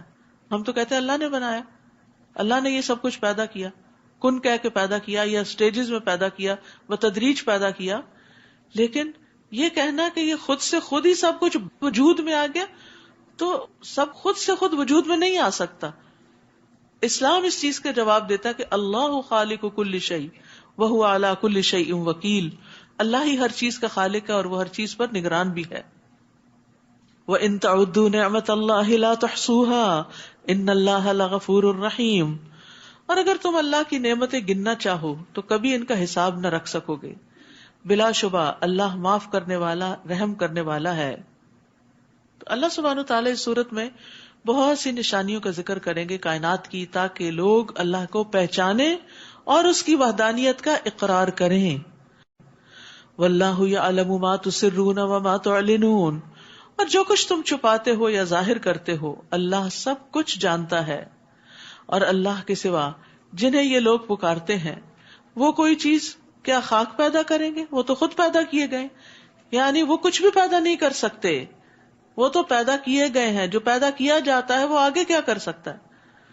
امواتن، وہ مردے ہیں، زندہ نہیں ہیں، انہیں یہ بھی نہیں پتا کہ کب دوبارہ اٹھائے جائیں گے. تمہارا الہ بس ایک ہی الہ ہے. پھر جو لوگ آخرت پر ایمان نہیں لاتے، انکار ان کے دلوں میں رچ بس گیا ہے اور وہ اکڑ بیٹھے ہیں، تکبر کرتے ہیں. جو کچھ یہ لوگ چھپاتے ہیں یا جو ظاہر کرتے ہیں اللہ یقیناً سب کچھ جانتا ہے، اور وہ تکبر کرنے والوں کو قطعاً پسند نہیں کرتا، کیونکہ تکبر انسان کو حق سے روک دیتا ہے. اور جب ان سے پوچھا جائے کہ تمہارے رب نے کیا نازل کیا تو کہتے ہیں بس پہلے لوگوں کی داستانیں ہی ہیں. یعنی اللہ کا انکار کرنے والے یا اللہ کے ساتھ شریک ٹھہرانے والے اللہ کی قدر نہیں کرتے، اس کا حق ادا نہیں کرتے، اور نہ وہ اس کلام کی قدر پہچانتے ہیں. قرآن کی قدر و قیمت وہی پہچانتا ہے جو قرآن کے بھیجنے والے پر ایمان رکھتا ہے. تو یہ ایمان ہی کی لذت اور چاشنی ہوتی ہے جو انسان پھر اللہ ہی کے حکم سے دیگر چیزوں پر ایمان لا کر محسوس کرتا ہے. اور یہ اس لیے کہتے ہیں کہ قیامت کے دن اپنے بوجھ تو پورے کے پورے اٹھائیں، اور کچھ ان لوگوں کے بھی جنہیں وہ بغیر علم کے گمراہ کرتے رہے. دیکھو کیسا برا بوجھ ہے جو وہ اٹھائیں گے. ان سے پہلے بھی لوگ حق کے خلاف چالیں چلتے رہے ہیں، پھر اللہ نے ان کے مکر کی عمارت کو بنیادوں سے اکھاڑ پھینکا اور اوپر سے چھت بھی ان پر گرا دی، اور انہیں عذاب ایسی جگہ سے آیا جہاں سے ان کا وہم و گمان بھی نہ تھا. ثم یوم القیامت یخزیہم، پھر قیامت کے دن اللہ انہیں رسوا کرے گا، یعنی دنیا میں بھی کیا اور آخرت میں بھی کرے گا، اور پوچھے گا وہ میرے شریک کہاں ہیں جن کے بارے میں تم اہل حق سے جھگڑا کیا کرتے تھے. اور جن لوگوں کو دنیا میں علم دیا گیا وہ کہیں گے آج کافروں کے لیے رسوائی اور بدبختی ہے. الذین تتوفاہم الملائکۃ ظالمی انفسہم، وہ کافر جو اپنے آپ پر ظلم کر رہے ہوتے ہیں، جب فرشتے ان کی روح قبض کرنے آتے ہیں تو ہتھیار ڈال دیتے ہیں اور کہتے ہیں ہم کوئی برے کام تو نہیں کرتے تھے. فرشتے کہیں گے کیوں نہیں کر رہے تھے؟ جو کچھ تم کر رہے تھے اللہ یقیناً اسے خوب جانتا ہے. فادخلوا ابواب جہنم خالدین فیہا فلبئس مثوی المتکبرین، اب جہنم کے دروازوں سے اس میں داخل ہو جاؤ، تم ہمیشہ اس میں رہو گے، غرض تکبر کرنے والوں کا بہت برا ٹھکانہ ہے. تو ان آیات سے پتہ چلتا ہے کہ مرنے کے فوراً بعد ہی روح پہ عذاب شروع ہو جاتا ہے، کیونکہ وہ کہتے ہیں نا کہ فادخلوا ابواب جہنم، ادھر سے جانیں نکالی، ادھر سے ان کو جہنم میں بھیجا. یعنی جس دن وہ فوت ہوں گے اور ان کی روحیں نکل جائیں گی، ان کی قبروں میں ان کے جسموں کو جہنم کی تپش اور گرم لو پہنچے گی، اور ان کی روحیں جو ہیں وہ جہنم میں پھینکی جائیں گی سجین میں. پھر جب قیامت کا دن آئے گا تو ان کی روحوں کو ان کے جسموں میں داخل کر کے ان کو ہمیشہ ہمیشہ کے لیے پھر جہنم میں چھوڑ دیا جائے گا. بس دنیا کی زندگی ہے موج میلہ، مرنے کے بعد جسم اور روح دونوں مصیبت میں الگ الگ، ان دونوں کا آپس میں کنیکشن بھی رہتا ہے. جیسے سورج اور ہمارا کنیکشن، سورج کروڑوں میل دور ہے لیکن اس کی شعاعیں ہم پر پڑتی ہیں اور ہم محسوس کرتے ہیں گرمی، سردی، جلن.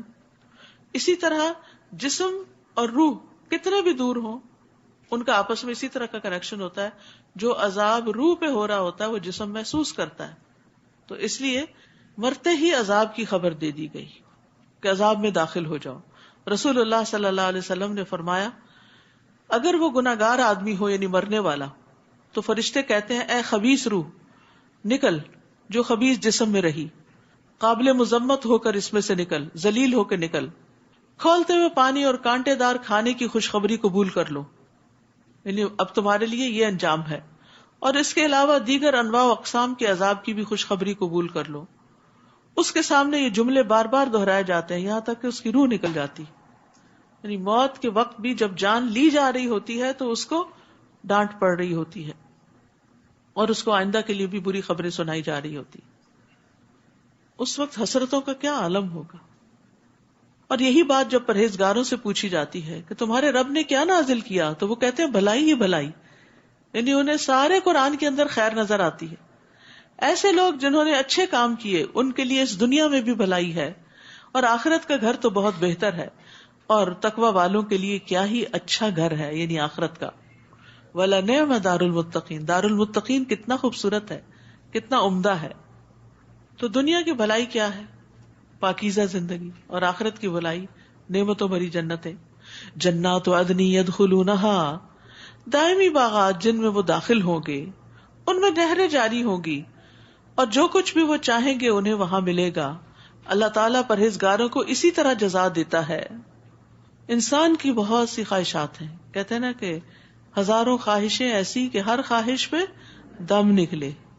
بہت نکلے میرے ارمان مگر پھر بھی کم نکلے. تو دنیا میں تو انسان کی بے شمار خواہشات ہیں جو پوری ہو نہیں پاتی. آپ جتنی محنت کر لیں, کوشش کر لیں, طلب کر لیں, لیکن وہ ساری چیزیں نہیں پوری ہوں گی جو آپ حاصل کرنا چاہتے ہیں.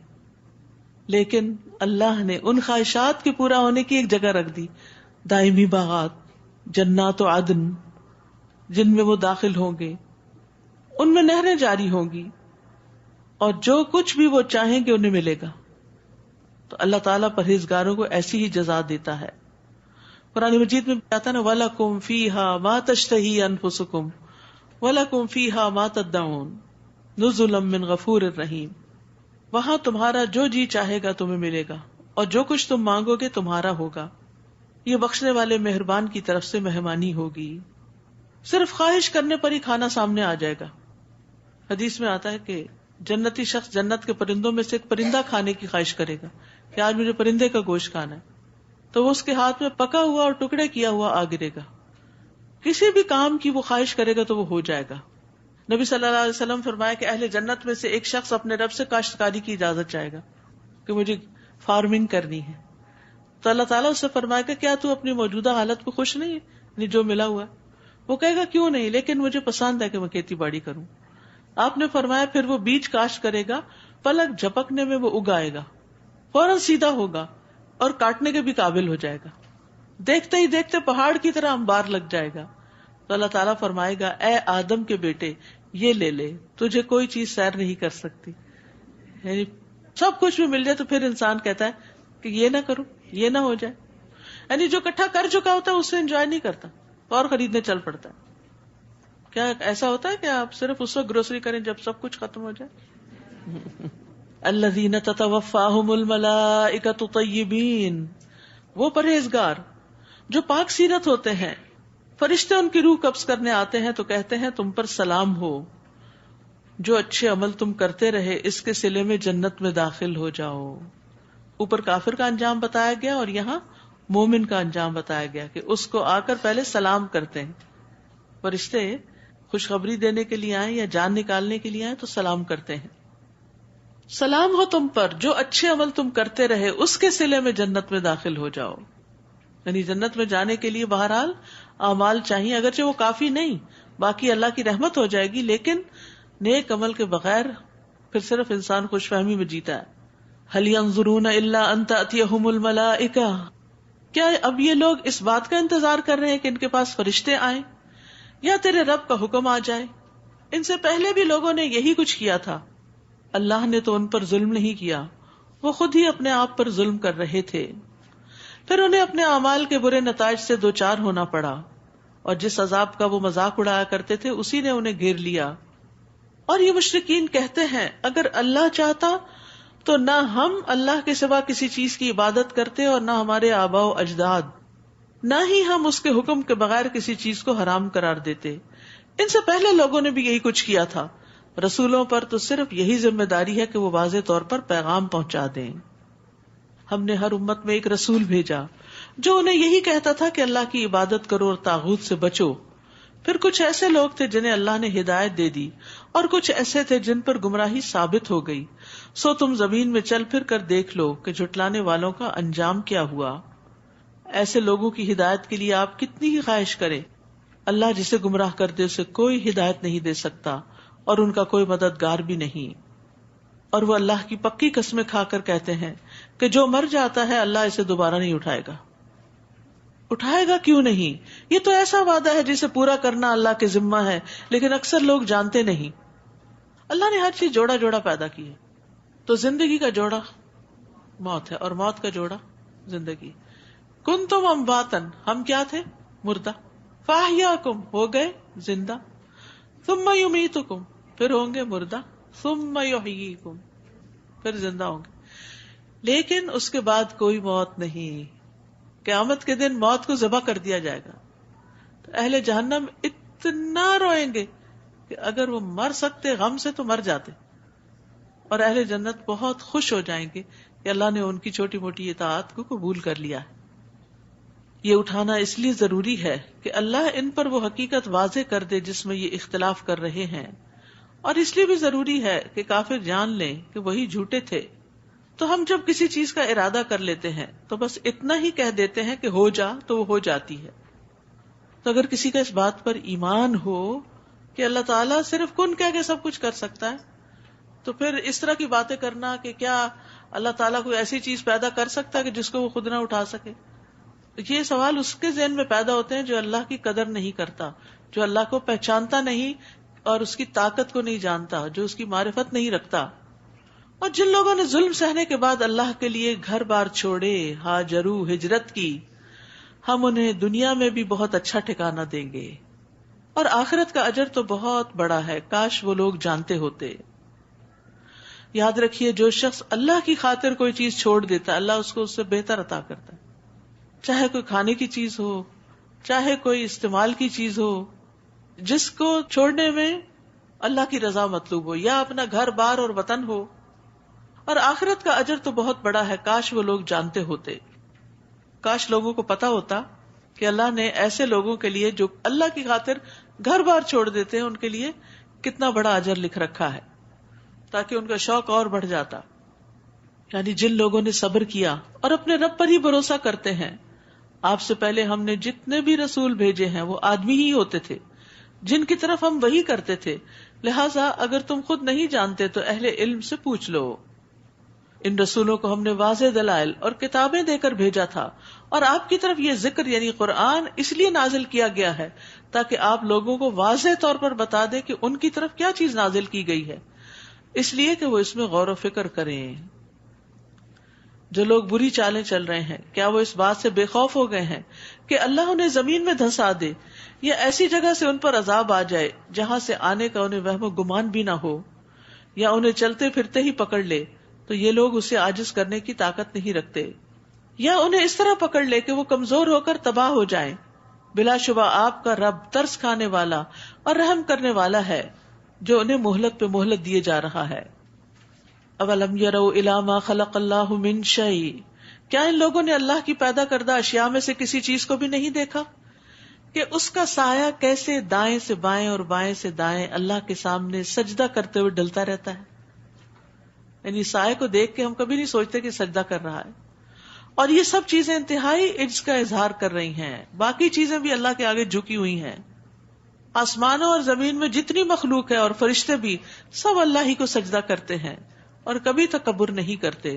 وہ اپنے رب سے ڈرتے رہتے ہیں جو ان کے اوپر ہے، اور وہی کام کرتے ہیں جو انہیں حکم دیا جاتا ہے۔ سجدہ کر لیجیے۔ یہاں سجدہ کرنے کی کیا حکمت ہے؟ کیونکہ فرشتوں نے سجدہ کیا تھا نا، یا فرشتوں کا ذکر ہے، تو ہمیں بھی سجدہ کرنا چاہیے۔ وقال اللہ لا تتخذوا الہین اثنین، اللہ تعالیٰ فرماتے ہیں کہ دو الہ نہ بناؤ، الہ صرف ایک ہی ہے، لہذا مجھے سے ڈرو۔ اگر دو کی اجازت نہیں تو تین اور پانچ اور زیادہ کی تو پھر ہے ہی نہیں۔ آسمانوں اور زمین میں جو کچھ ہے سب کچھ اسی کا ہے اور اسی کی عبادت لازم ہے، پھر کیا تم اللہ کے سوا دوسروں سے ڈرتے ہو؟ تمہیں جو نعمت بھی مل رہی ہے وہ اللہ کی طرف سے ہے۔ سوچے تو صحیح، جو کچھ بھی آپ کو ملا، زندگی ملی، صلاحیتیں ملی، ذہانت ملی، گھر بار ملا، کھانے پینے کو، پہننے اوڑھنے کو، گھومنے پھرنے کو، آل اولاد، بچے، بچوں کے بچے، یہ ساری نعمتیں اللہ نے دی ہیں. وما بکم من نعمت فمن اللہ. پھر جب تمہیں کوئی تکلیف پہنچتی ہے تو اسی کے آگے چیخو پکار کرتے ہو، یعنی نعمتوں میں اس کو بھول جاتے ہو، تکلیف آتی ہے تو پھر ہی اس کی طرف راغب ہوتے ہو. پھر جب وہ تم سے اس تکلیف کو دور کر دیتا ہے تو تم میں سے کچھ لوگ اپنے رب کے ساتھ شرک کرنے لگتے ہیں. پھر وہ دوسروں کو کریڈٹ دیتے ہیں، فلاں ڈاکٹر کی وجہ سے میں صحت یاب ہو گئی، یا فلاں انسان کی مدد سے میری مشکل آسان ہو گئی. اللہ کا فضل ساتھ یاد رکھنا چاہیے کہ اللہ کے فضل سے فلاں نے مدد کر دی تو ایسا ہو گیا. پھر جب وہ تم سے اس تکلیف کو دور کر دیتا ہے تو تم میں سے کچھ اپنے رب کے ساتھ شرک کرنے لگتے ہیں تاکہ اللہ نے انہیں جو کچھ دے رکھا ہے اس کا شکریہ ادا کرنے کی بجائے اس کی ناشکری ہی کریں.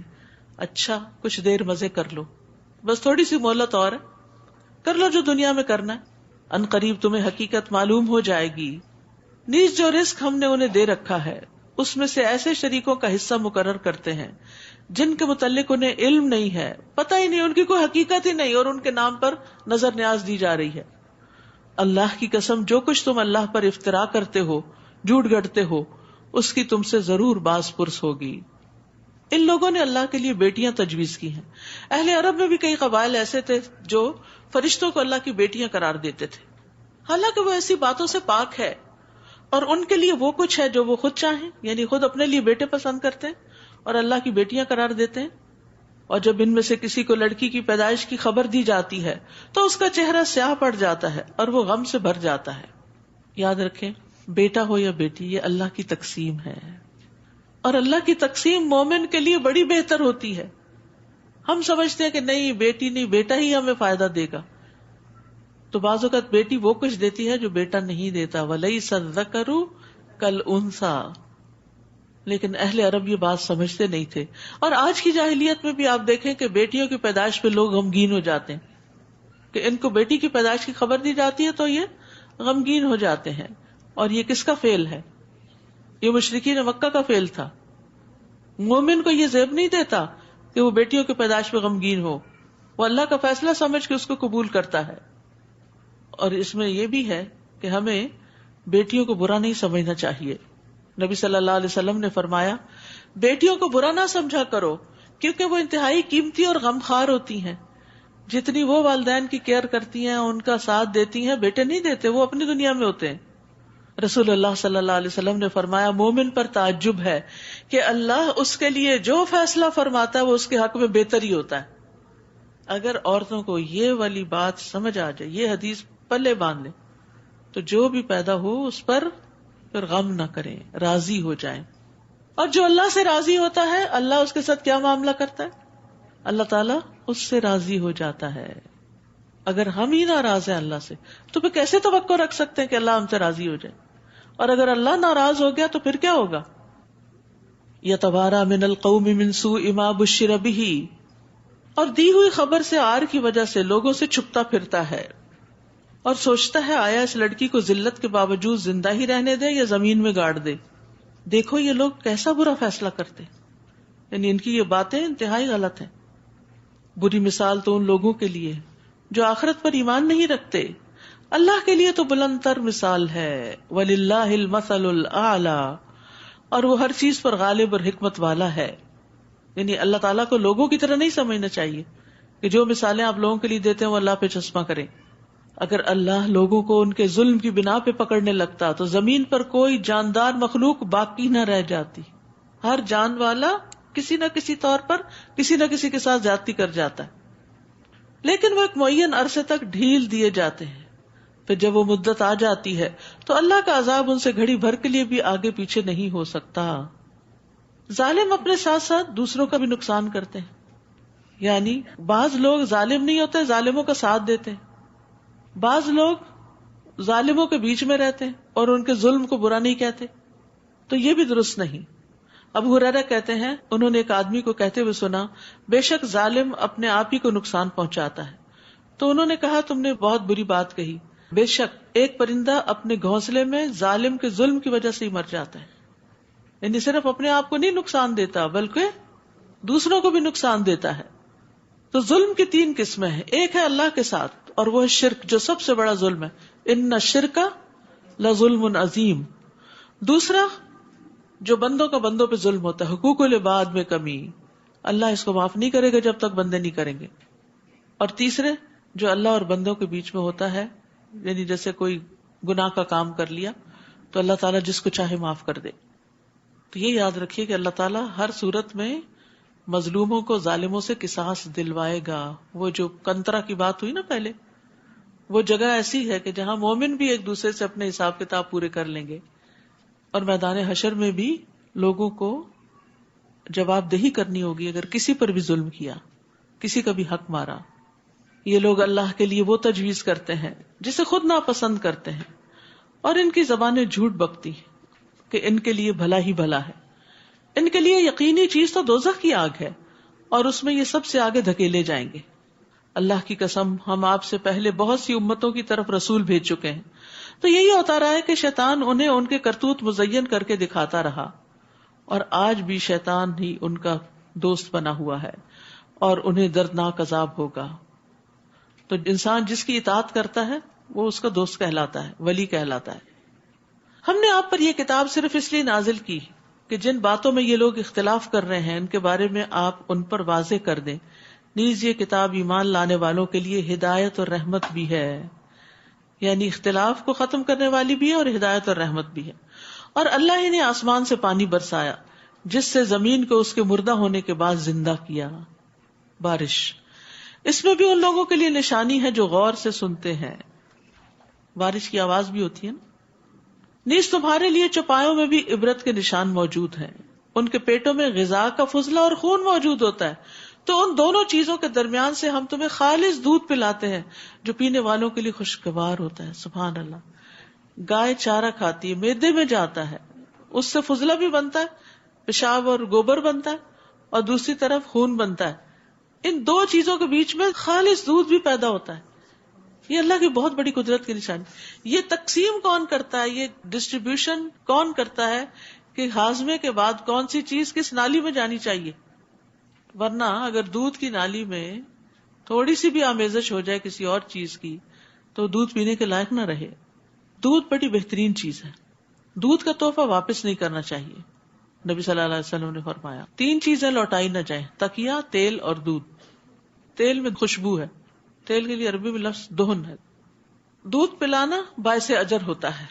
نبی صلی اللہ علیہ وسلم نے فرمایا جو شخص کسی کو ہدیے میں چاندی یا سونا دے، یعنی کوئی گولڈ کا گفٹ دے، یا کسی کو مشکیزہ دے، کوئی استعمال کی چیز دے، یا کسی کو دودھ پلا دے، تو یہ ایسے ہے جیسے غلام کو آزاد کرنا یا اس کی آزادی میں قیمت دینا.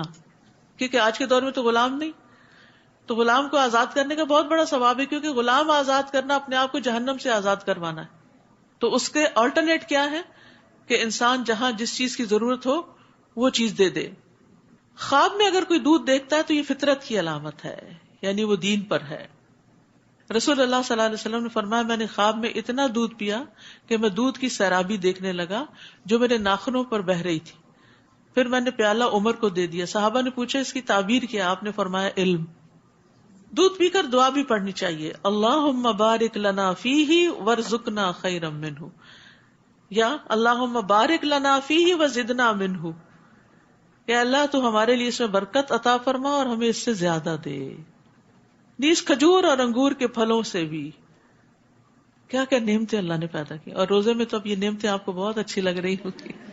دودھ کا ذکر ہے اور پھلوں کا اور انگوروں کا. اللہ کی خاطر اپنی بھوک پیاس کنٹرول کی ہوئی ہے نا. اللہ بہترین مہمانی کرے گا انشاءاللہ. اللہ ہمیں حوض کوثر سے بھی پلائے اور سلسبیل کے چشموں سے بھی پلائے اور اپنے ہاتھ سے بھی شراب طہور پلائے.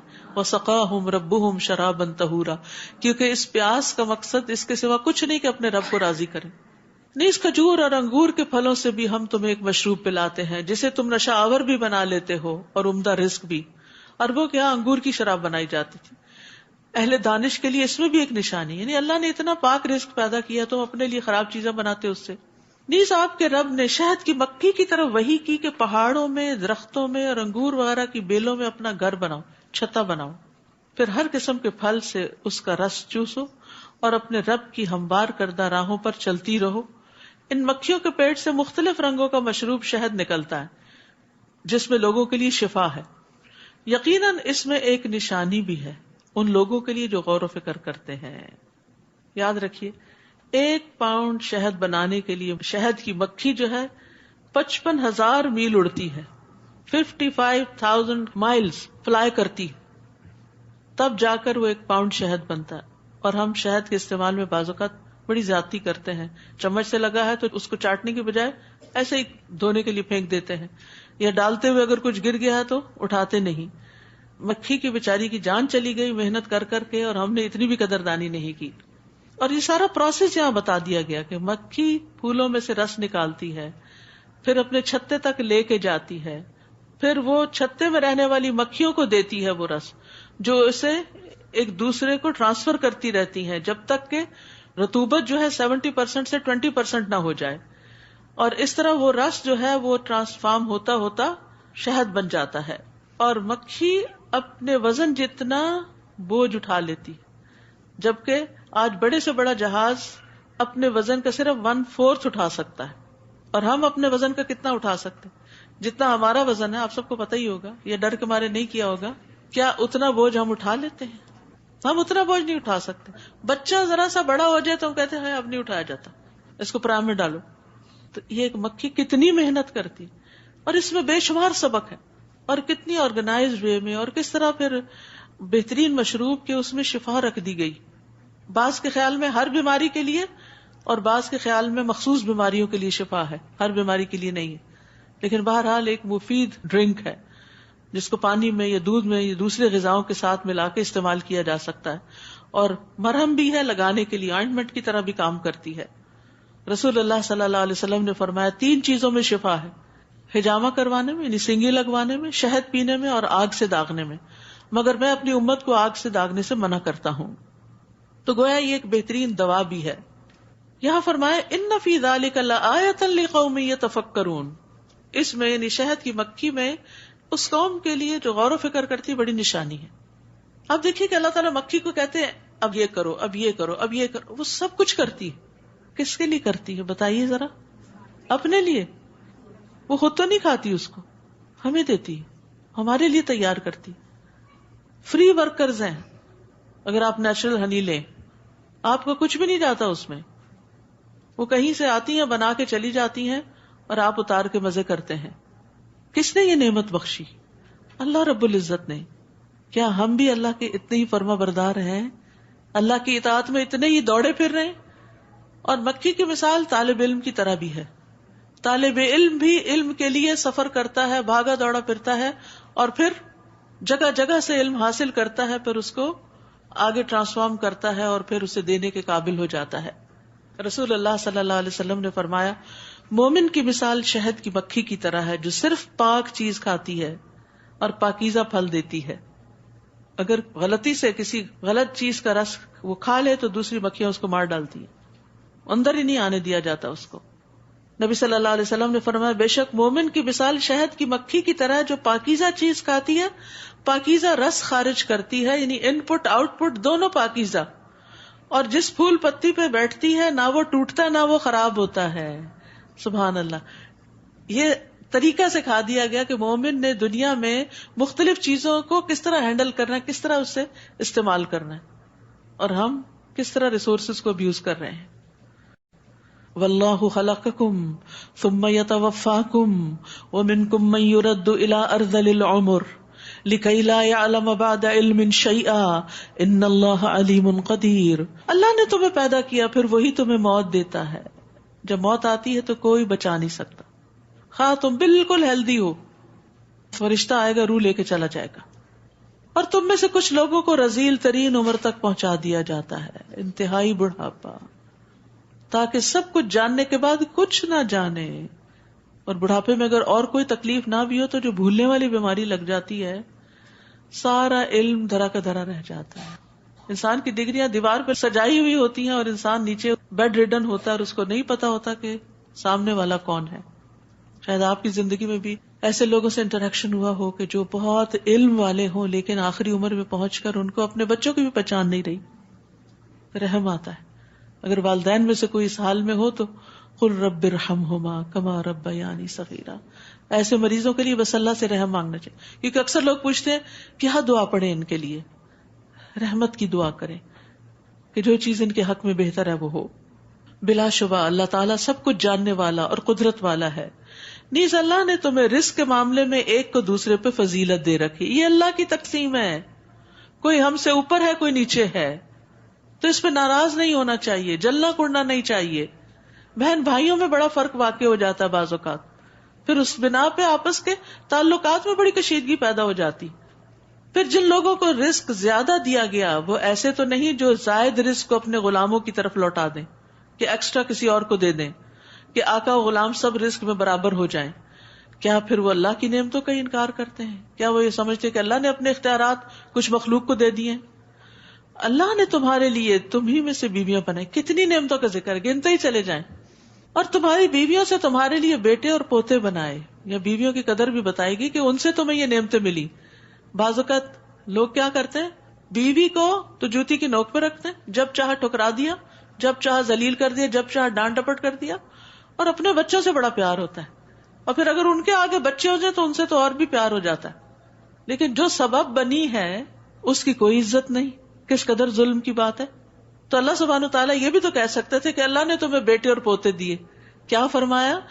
وَجَعَلَ لَكُم مِّنْ أَزْوَاجِكُم بَنِينَ وَحَفَدًا وَرَزَقَكُم مِّنَ الطَّيِّبَاتِ، اور تمہیں پاکیزہ چیزوں کا رزق عطا کیا. کیا پھر وہ باطل معبودوں پر یقین رکھتے ہیں اور اللہ کی نعمتوں کا انکار کرتے ہیں؟ اللہ کے سوا وہ جن چیزوں کو پوجتے ہیں وہ آسمانوں اور زمین سے انہیں رزق مہیا کرنے کا کچھ اختیار نہیں رکھتی، اور نہ ہی وہ یہ کام کر سکتی ہیں. فَلَا تَضْرِبُوا لِلَّهِ الْأَمْثَالَ، اللہ کے لیے مثالیں مت بیان کرو، اللہ جانتا ہے اور تم نہیں جانتے.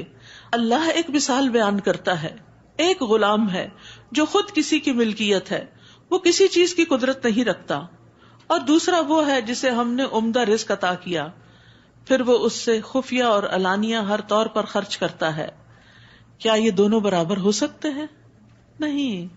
اللہ سب کچھ دینے والا ہے اور ہم دوسروں کی طرف دیکھتے ہیں. سب تعریف اللہ ہی کے لیے ہے، بلکہ اکثر لوگ یہ سیدھی سی بات بھی نہیں جانتے. نیز اللہ ایک اور مثال بیان کرتا ہے. 2 آدمی ہیں جن میں سے ایک گنگا بہرا ہے، کسی بات کی قدرت نہیں رکھتا، کچھ کرنے کے قابل نہیں، وہ اپنے مالک پر بوجھ بنا ہوا ہے، مالک اسے جہاں بھیجتا ہے وہ بھلائی سے نہیں آتا. کیا ایسا شخص اس دوسرے کے برابر ہو سکتا ہے جو انصاف کے ساتھ حکم دیتا ہے اور سیدھی راہ پر گامزن ہے؟ یعنی تم اللہ کو چھوڑ کے جن کے پاس جاتے ہو ان سے کسی خیر کی تمہیں توقع نہیں ہونی چاہیے. ساری خیر صرف اللہ کے ہاتھ میں ہے. آسمانوں اور زمین کے پوشیدہ حقائق کا علم تو اللہ ہی کو ہے، اور قیامت کا سلسلہ یوں ہوگا جیسے آنکھ کی جھپک، بلنک کا فنائے، بس اتنی دیر میں قیامت آ جائے گی. اللہ اکبر. اللہ کی قدرت کا اندازہ ہوتا ہے. یا اس سے بھی جلد تر، آنکھ بلنک کرنے میں بھی ٹائم لگتا ہے. اللہ یقیناً ہر چیز پر قادر ہے. واللہ اخرجکم من بطون امہاتکم، اللہ نے تمہیں تمہاری ماں کے پیٹ سے نکالا اس حال میں کہ تم کچھ نہ جانتے تھے. پھر ماں کا ذکر ہے یہاں، اور کس طرح بچہ ماں کے پیٹ سے باہر آتا ہے جو اس کی زندگی اور موت کا سوال بن جاتا ہے. تو ماں کی قدر کرنی چاہیے. ماں کی اس تکلیف کو اگر انسان یاد کر لے تو اس کی کوئی بات بری نہ لگے. ورنہ ایسا ہوتا ہے نا کہ ہم چھوٹی چھوٹی باتوں پر ماں باپ سے ناراض رہتے ہیں، ایسے کیوں کہہ دیتے ہیں، یہ نصیحت کیوں کر دی، اس چیز سے کیوں روک دیا. نہیں، آج ہم جو دنیا انجوائے کر رہے ہیں، اور اگر نیک کام کر کے اللہ جنت دے اور ہمیشہ کے لیے انجوائے کرے، تو ذریعہ کون بنا تھا دنیا میں لانے کا. اور بعض تو ناخلف ایسے ہوتے جو کہتے کیوں لائے تھے. انتہا درجے کی ناشکری کا کلمہ، انتہا درجے کی ناشکری. اور اسی نے تمہارے کان، آنکھیں اور دل بنائے تاکہ تم اس کا شکر ادا کرو. آنکھوں سے دیکھو نعمت کو تو شکر ادا کرو، سبحان اللہ کو، الحمدللہ کو. کانوں سے سنو، یہ دونوں دل کے دروازے ہیں نا. جو بھی چیز ان 2 ذرائع سے دل پہ اثر کرتی ہے اس پر سب سے پہلے اللہ کا شکر ادا کرو. اللہ ہمیں اس کی توفیق دے. کیونکہ ہوتا یہ ہے کہ جب ہمیں کوئی چیز اچھی لگتی ہے نا، اٹریکٹ کرتی ہے، ہم اسی کی تعریف میں پڑ جاتے ہیں. کوئی پھول اچھا لگے، کوئی انسان اچھا لگے، کوئی کھانا اچھا لگے، بس صرف اس کی تعریف کرتے ہیں. اللہ کا شکر ادا کرنا بھول جاتے ہیں، بسم اللہ پڑھنا بھول جاتے ہیں. یعنی اللہ کا شکر ایک تو الحمدللہ کہہ کے ہوتا ہے، اللہ کو یاد کر کے ہوتا ہے، اللہ کی بڑائی بیان کر کے ہوتا ہے، اور ایک اللہ کا نام لے کر ہوتا ہے اس جگہ پر. اگر کھانے پہ آپ بسم اللہ اور آخر میں الحمدللہ کہہ دیتے تو شکر ادا ہو جاتا ہے، اللہ اس بندے سے راضی ہو جاتا ہے جو پانی کا ایک گھونٹ پیتا ہے اور الحمدللہ کہتا ہے. لیکن کتنی دفعہ ہم بے خیالی میں ایسے پکڑتے ہیں بائیں ہاتھ سے اور کھڑے ہو کے پی کے چل بھائی، سنتوں کی بھی مخالفت کی اور اللہ کو بھی ناراض کیا، اور نہ کوئی بسم اللہ اور نہ کوئی الحمدللہ. تو ان نعمتوں کا تذکرہ کیا جا رہا ہے تاکہ بندہ رب کا شکر گزار ہو، کیونکہ اللہ تعالیٰ شکر گزار بندوں سے محبت کرتا ہے. اور رمضان کا ایک مقصد وَلَعَلَّكُمْ تَشْكُرُونَ بھی ہے. اب جب نعمتوں پہ پابندی لگی ہے نا تھوڑی سی، تو پھر شام کو جب افطار کے وقت پیئیں گے نا تو خود بخود الحمدللہ نکلے گا، پھر یاد آ جاتا ہے. جب نعمتوں کی کثرت ہو جاتی ہے تو غافل ہو جاتے ہیں. پھر پرندوں کی بات کی گئی. کیا انہوں نے پرندوں کو نہیں دیکھا کہ آسمانی فضا میں کیسے مسخر ہیں؟ انہیں اللہ ہی تھامے ہوئے ہے. جو لوگ ایمان لاتے ہیں ان کے لیے اس میں بہت سی نشانیاں ہیں. پرندوں پہ غور و فکر کرو.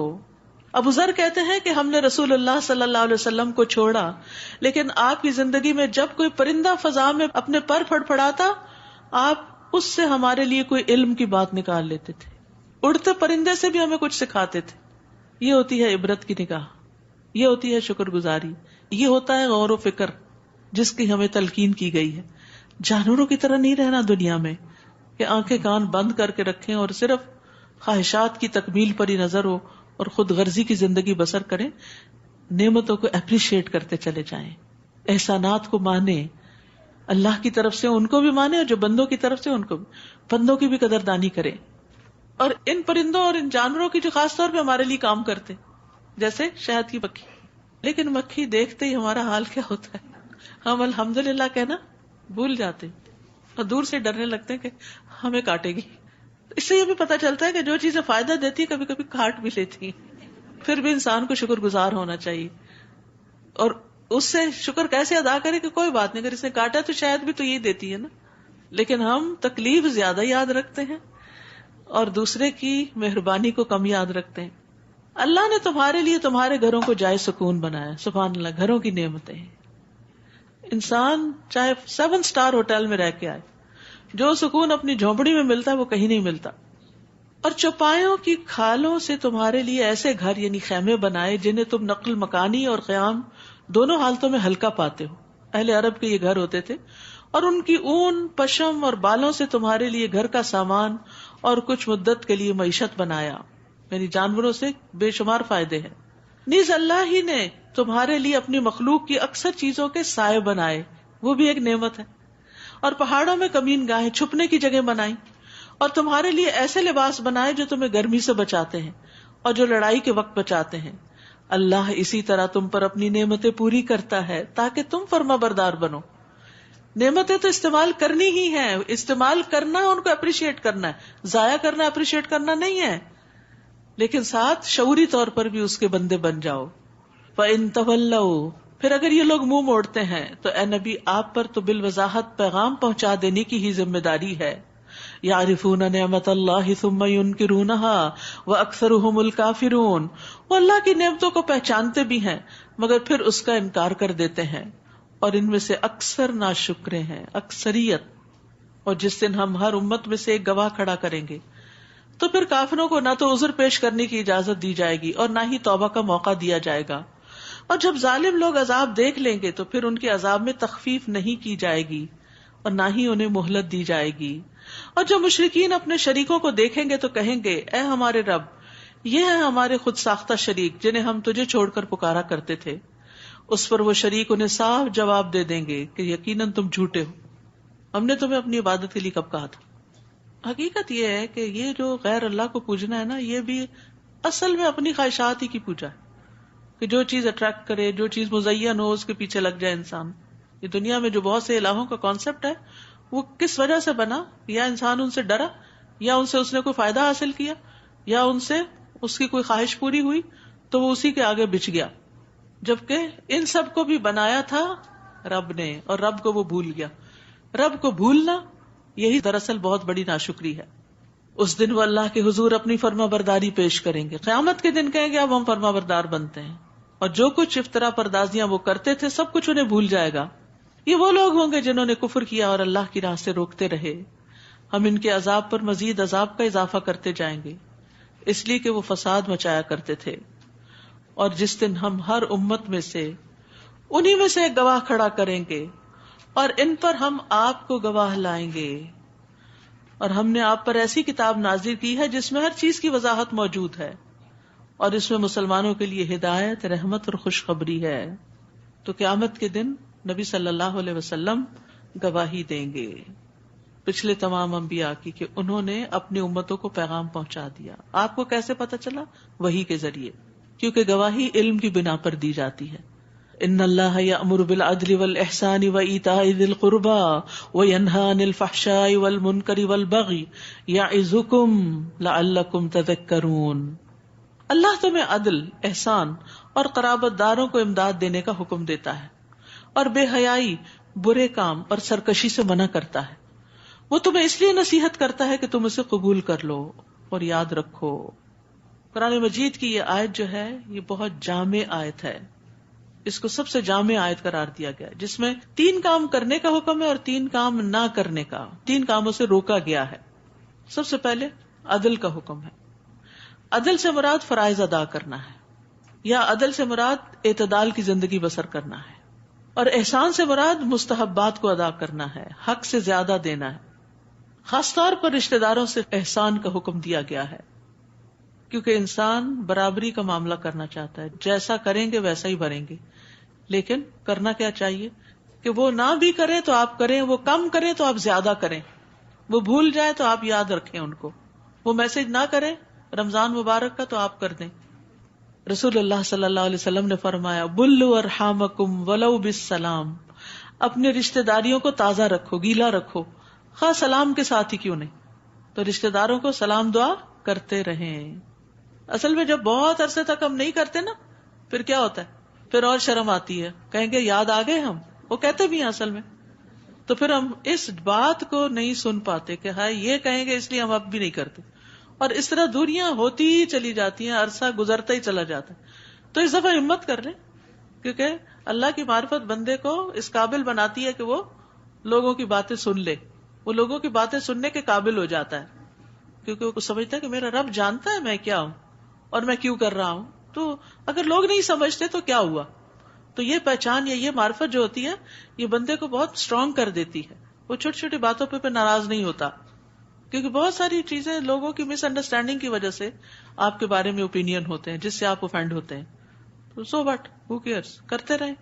آپ اپنی طرف سے وہ کریں جو آپ کو کرنا چاہیے. کسی کی ایسی بات کی وجہ سے نیکی کا کام چھوڑ نہیں دینا چاہیے، کیونکہ صلہ رحمی سے عمر میں بھی اضافہ ہوتا ہے، رزق میں بھی اضافہ ہوتا ہے. اگر یہ 2 چیزیں زیادہ چاہیے تو لوگوں کی باتوں کی پرواہ نہ کریں، احسان کا معاملہ کریں. نبی صلی اللہ علیہ وسلم نے اپنی بیماری کے آخری ایام میں وصیت جو کی تھی وہ کیا تھی؟ کہا ارحامکم ارحامکم، تمہارے رشتہ دار، یعنی رحم کے رشتوں کو توڑنے سے بچو. بہن بھائیوں کو بعض اوقات ہم انتظار کرتے رہتے ہیں کہ ان کی طرف سے پہل ہو. نہیں، ہمیں فکر ہونی چاہیے پہلے میں آگے ریس میں نکل جاؤں. جیسے دوڑ رہے ہوتے ہیں نا تو اس وقت کتنی آپ ایفرٹ لگاتے ہیں کہ نہیں میں نے آگے نکلنا ہے، میں نے جیتنا ہے. تو نیکیوں میں بھی فاستبقوا الخیرات میں بھی یعنی اس بات کا انتظار نہ کرے کہ کوئی کرے گا تو میں بھی کر لوں گا، ریٹرن کر دوں گا جواب. نہیں، پہل کرنے کی سوچیں، جلدی کریں. تو ان اللہ یامر بالعدل والاحسان وایتاء ذی القربى، 3 چیزیں کرنے کی. آپ دیکھیے کہ کتنے سارے کام ہو سکتے تھے نا کرنے والے، لیکن 2 جامع باتیں کر کے رشتہ داروں کو دینے کی بات کرتی. اور کیا نہیں کرنا؟ فحش باتیں، فحش کلام، فحش عمل اور منکر، گناہ کے کام، بغی، ظلم، سرکشی. تو ایتاء ذی القربى کے مقابلے میں سرکشی ہے کہ حقدار کو بھی اس کا حق نہ دیا جائے. اور اگر تم نے اللہ سے کوئی عہد کیا ہو تو اس کو پورا کرو، اور اپنی قسموں کو پکا کرنے کے بعد مت توڑو، یعنی اپنی منتیں، نظریں پوری کرو. جبکہ تم اپنے قول و قرار پر اللہ کو ضامن بنا چکے ہو، جو تم کرتے ہو اللہ اسے خوب جانتا ہے. اور اس عورت کی طرح نہ ہونا جس نے بڑی محنت سے سود کاتا پھر خود ہی اسے ٹکڑے ٹکڑے کر ڈالا. بعض لوگ کام کر لیتے، غصے میں آتا ہے وہی اٹھا کے پھینک دیتے ہیں، توڑ دیتے ہیں، جلا دیتے ہیں، پھاڑ دیتے ہیں، پھینک دیتے ہیں. بعض لوگوں کو کھانا پسند نہیں آتا تو اس کو جا بن میں ڈالتے ہیں. غصے کے عجیب عجیب اظہار کرتے ہیں، سن کے انسان حیران ہوتا ہے کہ انسان ہے یا جانور ہیں، کیونکہ جانور بھی ایسا نہیں کرتے. تم اپنی قسموں کو باہمی معاملات میں مکر و فریب کا ذریعہ بناتے ہو، کہ ایک جماعت دوسری سے ناجائز فائدہ حاصل کرے. اللہ تو ان قسموں اور معاہدوں کے ذریعے تمہاری آزمائش کرتا ہے، اور قیامت کے دن تم پر یقیناً اس بات کی وضاحت کر دے گا جس سے تم اختلاف کیا کرتے تھے. اور اگر اللہ چاہتا تو تمہیں ایک ہی امت بنا دیتا، لیکن وہ جسے چاہتا ہے گمراہ کرتا ہے اور جسے چاہتا ہے ہدایت دیتا ہے. اور جو کچھ تم کرتے رہے اس سے متعلق ضرور تمہاری باز پرس ہوگی. نیز تم اپنی قسموں کو باہمی معاملات میں دھوکہ دینے کا ذریعہ نہ بناؤ، یعنی جھوٹی قسم کھا کے ناجائز بینیفٹس مت حاصل کرو، ورنہ تمہارے قدم جم جانے کے بعد پھر سے اکھڑ جائیں گے.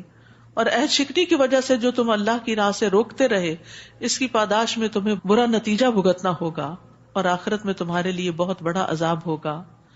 اللہ سے کیے ہوئے عہد کو تھوڑی سی قیمت کے عوض مت بیچو، کیونکہ جو کچھ اجر اللہ کے پاس ہے وہ تمہارے لیے بہتر ہے. اگر تم جانو جو کچھ تمہارے پاس ہے وہ سب ختم ہو جائے گا، اور جو اللہ کے پاس ہے وہ باقی رہنے والا ہے. اور ہم صبر کرنے والوں کو ان کے اچھے اعمال کے مطابق ضرور ان کا اجر عطا کریں گے. سبحان اللہ. دنیا میں جو کچھ ہے جانے والا ہے، اور جو اللہ کے پاس آپ اپنے ہاتھوں سے بھیج رہے ہیں وہ وہاں جمع رہے گا. من عمل صالحا من ذکر او انثی وہو مؤمن، جو شخص بھی نیک عمل کرے گا خواہ مرد ہو یا عورت، نو جینڈر ڈسکریمنیشن، بشرطے کہ وہ مومن ہو، ایمان شرط ہے، تو ہم اسے پاکیزہ زندگی بسر کرائیں گے. سبحان اللہ. دنیا میں بھی اچھی زندگی کا وعدہ ہے، اور آخرت میں ان کے بہترین اعمال کے مطابق انہیں ان کا اجر عطا کریں گے. یعنی یہ نہیں کہ اگر ہم اللہ کے راستے پہ چلتے ہیں تو دنیا ختم ہی ہو جاتی ہے، نہیں. جو شخص صرف دنیا طلب کرتا ہے تو بعض اوقات دنیا بھی نہیں اس کو ملتی اور آخرت تو ہے نہیں اس کے لیے، لیکن جو آخرت طلب کرتا ہے اللہ اس کو وہ بھی دیتا ہے اور دنیا بھی دے دیتا ہے. تو عقل مند کون ہے؟ جو آخرت طلب کرے، آخرت کو پرائرٹی بنائے. وَإِذَا قَرَأْتَ الْقُرْآنَ فَاسْتَعِذْ بِاللَّهِ مِنَ الشَّيْطَانِ الرَّجِيمِ. پھر جب آپ قرآن پڑھنے لگیں تو شیطان مردود سے اللہ کی پناہ مانگ لیا کریں، یعنی اعوذ باللہ پڑھ کر شروع کیا کریں، تاکہ شیطان قاری پر قرات کو مشتبہ نہ کرے، خلط ملط نہ کر دے، اسے تدبر اور تفکر سے نہ روک دے. اسی طرح نماز میں بھی آ کے وہ وسوسے ڈالتا ہے. انہ لیس لہ سلطان علی الذین آمنوا وعلی ربہم یتوکلون. اس کا ان لوگوں پہ کوئی بس نہیں چلتا جو ایمان لائے اور اپنے رب پہ بھروسہ کرتے. تو اخلاص کے بعد توکل ایسی چیز ہے جو شیطان کے پھندے سے بچاتی ہے انسان کو. تو شیطان کا زور ایسے لوگوں پہ نہیں چلتا، اس کا بس تو صرف انہی لوگوں پہ چلتا ہے جو اسے اپنا سرپرست بناتے ہیں، اور ایسے ہی لوگ اللہ کے شریک بناتے ہیں. اور جب ہم ایک آیت کی بجائے دوسری آیت تبدیل کر کے نازل کرتے ہیں، اور اللہ جو کچھ نازل فرماتا ہے اس کی مصلحت کو خوب جانتا ہے، تو یہ لوگ کہنے لگتے ہیں کہ تم تو اپنے پاس سے بنا لائے ہو. الزام. حالانکہ ان میں سے اکثر لوگ حقیقت حال کو نہیں جانتے. آپ ان سے کہیے کہ اس قرآن کو روح القدس نے آپ کے رب کی طرف سے حق کے ساتھ بتدریج نازل کیا ہے تاکہ ایمان لانے والوں کے ایمان کو مضبوط بنا دے اور مسلمانوں کے لیے ہدایت اور بشارت ہے. ہم خوب جانتے ہیں کہ یہ لوگ کہتے ہیں کہ کوئی انسان ہے جو اس نبی کو یہ قرآن سکھا جاتا ہے، حالانکہ جس شخص کی طرف یہ بات منسوب کرتے ہیں وہ اجمی ہے، وہ عربی نہیں، اور یہ قرآن سلیس عربی زبان میں ہے. بلا شبہ جو لوگ اللہ کی آیات پر ایمان نہیں لاتے انہیں وہ کبھی راہ پر نہیں لاتا اور ان کے لیے دردناک عذاب ہے. جھوٹ تو صرف وہی لوگ گھڑتے ہیں جو اللہ کی آیات پر ایمان نہیں لاتے، اور یہی لوگ جھوٹے ہیں. جس شخص نے ایمان لانے کے بعد اللہ سے کفر کیا، الا یہ کہ وہ مجبور کر دیا جائے اور اس کا دل ایمان پر مطمئن ہو تو یہ معاف ہے. یعنی بہت تکلیف میں گر جائے تو اپنی زبان سے کوئی بات نکال دے جس پر اس کا دل راضی نہ ہو تو اس کی معافی ہے. مگر جس نے برضا اور رغبت کفر قبول کیا تو ایسے لوگوں پر اللہ کا غضب ہے اور انہی کے لیے بہت بڑا عذاب ہے. یہ اس لیے کہ انہوں نے آخرت کے مقابلے میں دنیا کی زندگی کو پسند کیا، اور اللہ کفر کرنے والوں کو سیدھی راہ نہیں دکھاتا. تو یہ وہ لوگ ہیں جنہوں نے دنیا کی خاطر اپنا دین قربان کر دیا، دین چھوڑ دیا، خواہ مرتد ہو گئے یا دین پر عمل چھوڑ دیا یا اپنے فرائض ادا کرنا چھوڑ دیے. یاد رکھیے دنیا کو آخرت پر ترجیح دینا گھاٹے کا موجب ہے، آخرت میں محرومی کا سبب ہے. تو دنیا کی نیت انسان کے عمل کو بھی حقیر کر دیتی ہے. رسول اللہ صلی اللہ علیہ وسلم نے فرمایا، جو شخص اللہ کی راہ میں جہاد کرے اور صرف ایک رسی حاصل کرنے کی نیت کرے کہ میں وہاں جاتا ہوں غنیمت سے کچھ مل جائے گا، تو اس کے لیے وہی ہے جس کی اس نے نیت کی. یعنی دین کا کام کر کے پھر دنیا کے حقیر چھوٹے چھوٹے فائدوں کی توقع رکھنا اور اس کا انتظار کرنا، یہ سراسر خسارے کی بات ہے. اولئک الذین طبع اللہ علی قلوبہم وسمعہم وابصارہم واولئک ھم الغافلون. یہی لوگ ہیں جن کے دلوں، کانوں اور آنکھوں پر اللہ نے مہر لگا دی ہے. استغفر اللہ. یہ کیا چیز ہوتی ہے؟ یہ دنیا کی محبت ہوتی ہے جو انسان کو اندھا کر دیتی ہے اور انسان اپنی آخرت کے فائدے کو بھول جاتا ہے. اور یہی لوگ غفلت میں پڑے ہوئے ہیں. یعنی شیطان کا وار کیا ہوتا ہے؟ نیکی کے کام سے انسان کو پیچھے ہٹاتا ہے، اسے غافل کرتا ہے، پھر اسے دنیا کا کوئی کام سجاتا ہے، پھر اس میں اس کی رغبت دلاتا ہے، پھر اس میں اس کو فائدے بتاتا ہے، پھر انسان اس میں اتنا پڑ جاتا ہے کہ دین سے کوسوں دور نکل جاتا ہے، اور اس طرح انسان دنیا کو ہی اپنا محور و مقصد بنا لیتا ہے. تو ایسے لوگوں کو پھر اللہ کی بات سمجھ نہیں آتی. طبع اللہ علی قلوبہم وسمعہم وابصارہم. نہ کلام الہی سن سکتے ہیں، نہ آیات میں غور کر سکتے ہیں. لا جرم انہم فی الآخرۃ ھم الخاسرون. یقیناً یہی لوگ آخرت میں نقصان اٹھانے والے ہیں. پھر جن لوگوں نے مصائب اٹھانے کے بعد ہجرت کی، پھر جہاد کیا اور صبر کرتے رہے، تو آپ کا رب بلا شبہ ان آزمائشوں کے بعد انہیں معاف کرنے والا اور رحم کرنے والا ہے. یعنی قربانیوں کو قبول کرتا ہے. جس دن ہر شخص اپنی بابت جھگڑا ہی کرتا ہوا آئے گا. ہر شخص اپنا دفاع کر رہا ہوگا، میں نے یہ غلطی نہیں کی، میں نے کیوں کی، مجھے کس نے بہکایا. ہر کوئی اپنی طرف سے حجتیں پیش کر رہا ہوگا، اپنے اندر اتنا مشغول ہوگا کہ سب بھول جائیں گے، اور ہر ایک کو ان کے اعمال کا پورا پورا بدلہ دیا جائے گا اور ان پر کچھ ظلم نہ ہوگا.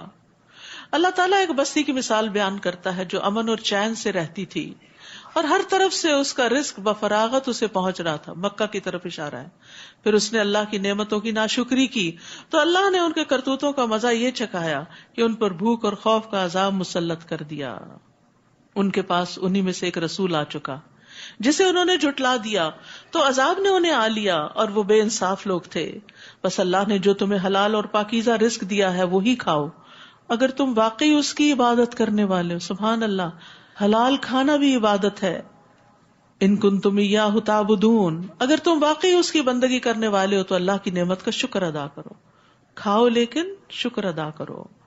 اللہ نے جو کچھ تم پہ حرام کیا ہے وہ ہے مردار، خون، خنزیر کا گوشت اور ہر وہ چیز جو اللہ کے علاوہ کسی اور کے نام پر مشتہر کی گئی ہو، یعنی اس پہ اللہ کے علاوہ کسی اور کا نام لیا گیا ہو، بتوں کا نام یا بزرگوں کا نام. پھر وہ شخص ان میں سے کوئی چیز کھانے پہ مجبور ہو جائے بشرطے کہ نہ تو وہ شرعی قانون کا باغی ہو اور نہ ضرورت سے زیادہ کھانے والا ہو، تو ایسے شخص کو اللہ معاف کرنے والا اور رحم کرنے والا ہے. جو جھوٹ تمہاری زبانوں پر آ جائے اس کی بنا پہ یوں نہ کہا کرو یہ چیز حلال ہے یہ حرام ہے. حلال حرام تمہارے کہنے سے نہیں ہوتی کوئی چیز، اس کا اختیار آپ کو نہیں دیا گیا، یہ صرف اللہ اور اس کے رسول کے پاس ہی ہے اتھارٹی کہ تم اللہ پر جھوٹ افطرا گھڑنے لگو. جو لوگ اللہ پر جھوٹ افطرا گھڑتے ہیں وہ کبھی فلاح نہیں پاتے. متاع قلیل ولہم عذاب علیم. ایسے جھوٹ کا فائدہ تو تھوڑا سا ہے مگر آخرت میں ان کے لیے دردناک عذاب ہے. اور یہودیوں پر ہم نے جو کچھ حرام کیا تھا وہ ہم اس سے پہلے آپ کو بیان کر چکے ہیں. ان پر ہم نے ظلم نہیں کیا بلکہ وہ خود ہی اپنے آپ پر ظلم کرتے تھے. البتہ جن لوگوں نے لا علمی کی بنا پر کوئی برا کام کیا پھر اس کے بعد توبہ کر لی اور اپنی اصلاح کر لی تو اس کے بعد آپ کا رب یقیناً معاف کرنے والا اور رحم کرنے والا ہے. ان ابراہیم کان امۃ قانتا للہ حنیفا ولم یک من المشرکین. ابراہیم علیہ السلام کی تعریف بیان ہو رہی اور وہ ہمارے لیے اسوہ حسنہ ہے. بلا شبہ ابراہیم اپنی ذات میں ایک امت تھے، یعنی پوری امت جتنا کام کر دیا انہوں نے، خواہ ان کے فالوورز بہت زیادہ اس وقت نہیں تھے. اللہ کے فرما بردار تھے، قانت، دوام اطاعت اور یکسو رہنے والے، اور وہ ہرگز مشرک نہ تھے. شاکرا لانعمہ اجتباہ وہداہ الی صراط مستقیم. وہ اللہ کی نعمتوں کے شکر گزار تھے. تعریف، اللہ نے انہیں چن لیا اور سیدھی راہ دکھا دی. تو شکر گزار کو اللہ تعالیٰ دنیا میں بھی بھاگ لگاتا ہے. وآتیناہ فی الدنیا حسنہ وانہ فی الآخرۃ لمن الصالحین. ہم نے انہیں دنیا میں بھی بھلائی عطا کی اور آخرت میں تو وہ یقیناً صالحین میں سے ہوں گے. پھر ہم نے آپ کی طرف وحی کی کہ یکسو رہنے والے ابراہیم کی ملت کی اتباع کرو اور وہ مشرک نہ تھے. تو نبی صلی اللہ علیہ وسلم کو بھی کیا حکم ہے کہ وہ ابراہیم علیہ السلام کی پیروی کریں. اور رہا سبت ہفتے کا دن تو وہ صرف ان لوگوں پر مسلط کیا گیا جنہوں نے اس بارے میں اختلاف کیا تھا. آپ کا رب قیامت کے دن یقیناً ان باتوں کا فیصلہ کرے گا جن میں یہ اختلاف کیا کرتے تھے. ادع الی سبیل ربک بالحکمۃ والموعظۃ الحسنہ وجادلہم باللتی ہی احسن ان ربک هو اعلم بمن ضل عن سبیلہ وهو اعلم بالمہتدین. اے نبی، آپ لوگوں کو اپنے رب کے راستے کی طرف حکمت اور عمدہ نصیحت کے ساتھ دعوت دیجیے. یہ دعویٰ کا طریقہ کار بتایا گیا کہ ہر وقت دعویٰ نہیں ہوتا. حکمت ہوتی ہے موقع کی مناسبت سے بات کرنا، اور عمدہ نصیحت جو دوسرے کے دل میں اتر جائے. اور ان سے ایسے طریقے سے مباحثہ کیجیے جو بہترین ہو. کبھی آرگومنٹ دلیل دینے کی بھی ضرورت پیش آتی ہے، وہ بھی خوبصورت ہو. بلا شبہ آپ کا رب اسے بھی خوب جانتا ہے جو اس کی راہ سے بھٹک چکا ہے، اور وہ سیدھے راستے پر چلنے والوں کو بھی خوب جانتا ہے. وَإِنْ عَاقَبْتُمْ فَعَاقِبُوا بِمِثْلِ مَا عُوقِبْتُمْ بِهِ. اور اگر تمہیں بدلہ لینا ہو تو اتنا ہی بدلہ لو جتنی تم پر زیادتی ہوئی، اور اگر برداشت کر جاؤ تو صبر کرنے والوں کے لیے یہی بات بہتر ہے. تو یاد رکھیے، برائی کے بدلے میں صبر کرنا مسنون فعل ہے. نبی صلی اللہ علیہ وسلم نے فرمایا نصبر ولا نعاقب، ہم صبر کریں گے اور بدلہ نہیں لیں گے. وَاصْبِرْ وَمَا صَبْرُكَ إِلَّا بِاللَّهِ. آپ صبر کیجیے اور آپ کا صبر اللہ ہی کی توفیق سے. صبر اللہ سے مانگنا چاہیے کیونکہ اللہ ہی دیتا ہے. اور ان لوگوں کے متعلق رنجیدہ نہ ہو اور ان کی چال بازیوں پر تنگی محسوس نہ کریں. ان اللہ مع الذین اتقوا والذین هم محسنون. بلا شبہ اللہ ان لوگوں کے ساتھ ہے جو اس سے ڈرتے ہیں اور جو اچھے کام کرتے ہیں. تو یاد رکھیے، اللہ کا ساتھ پانے کے لیے تقوی اور احسان کی روش اختیار کریں. وآخر دعوانا ان الحمد للہ رب العالمین. سبحانک اللہم وبحمدک اشہد ان لا الہ الا انت استغفرک واتوب الیک. السلام علیکم ورحمۃ اللہ وبرکاتہ.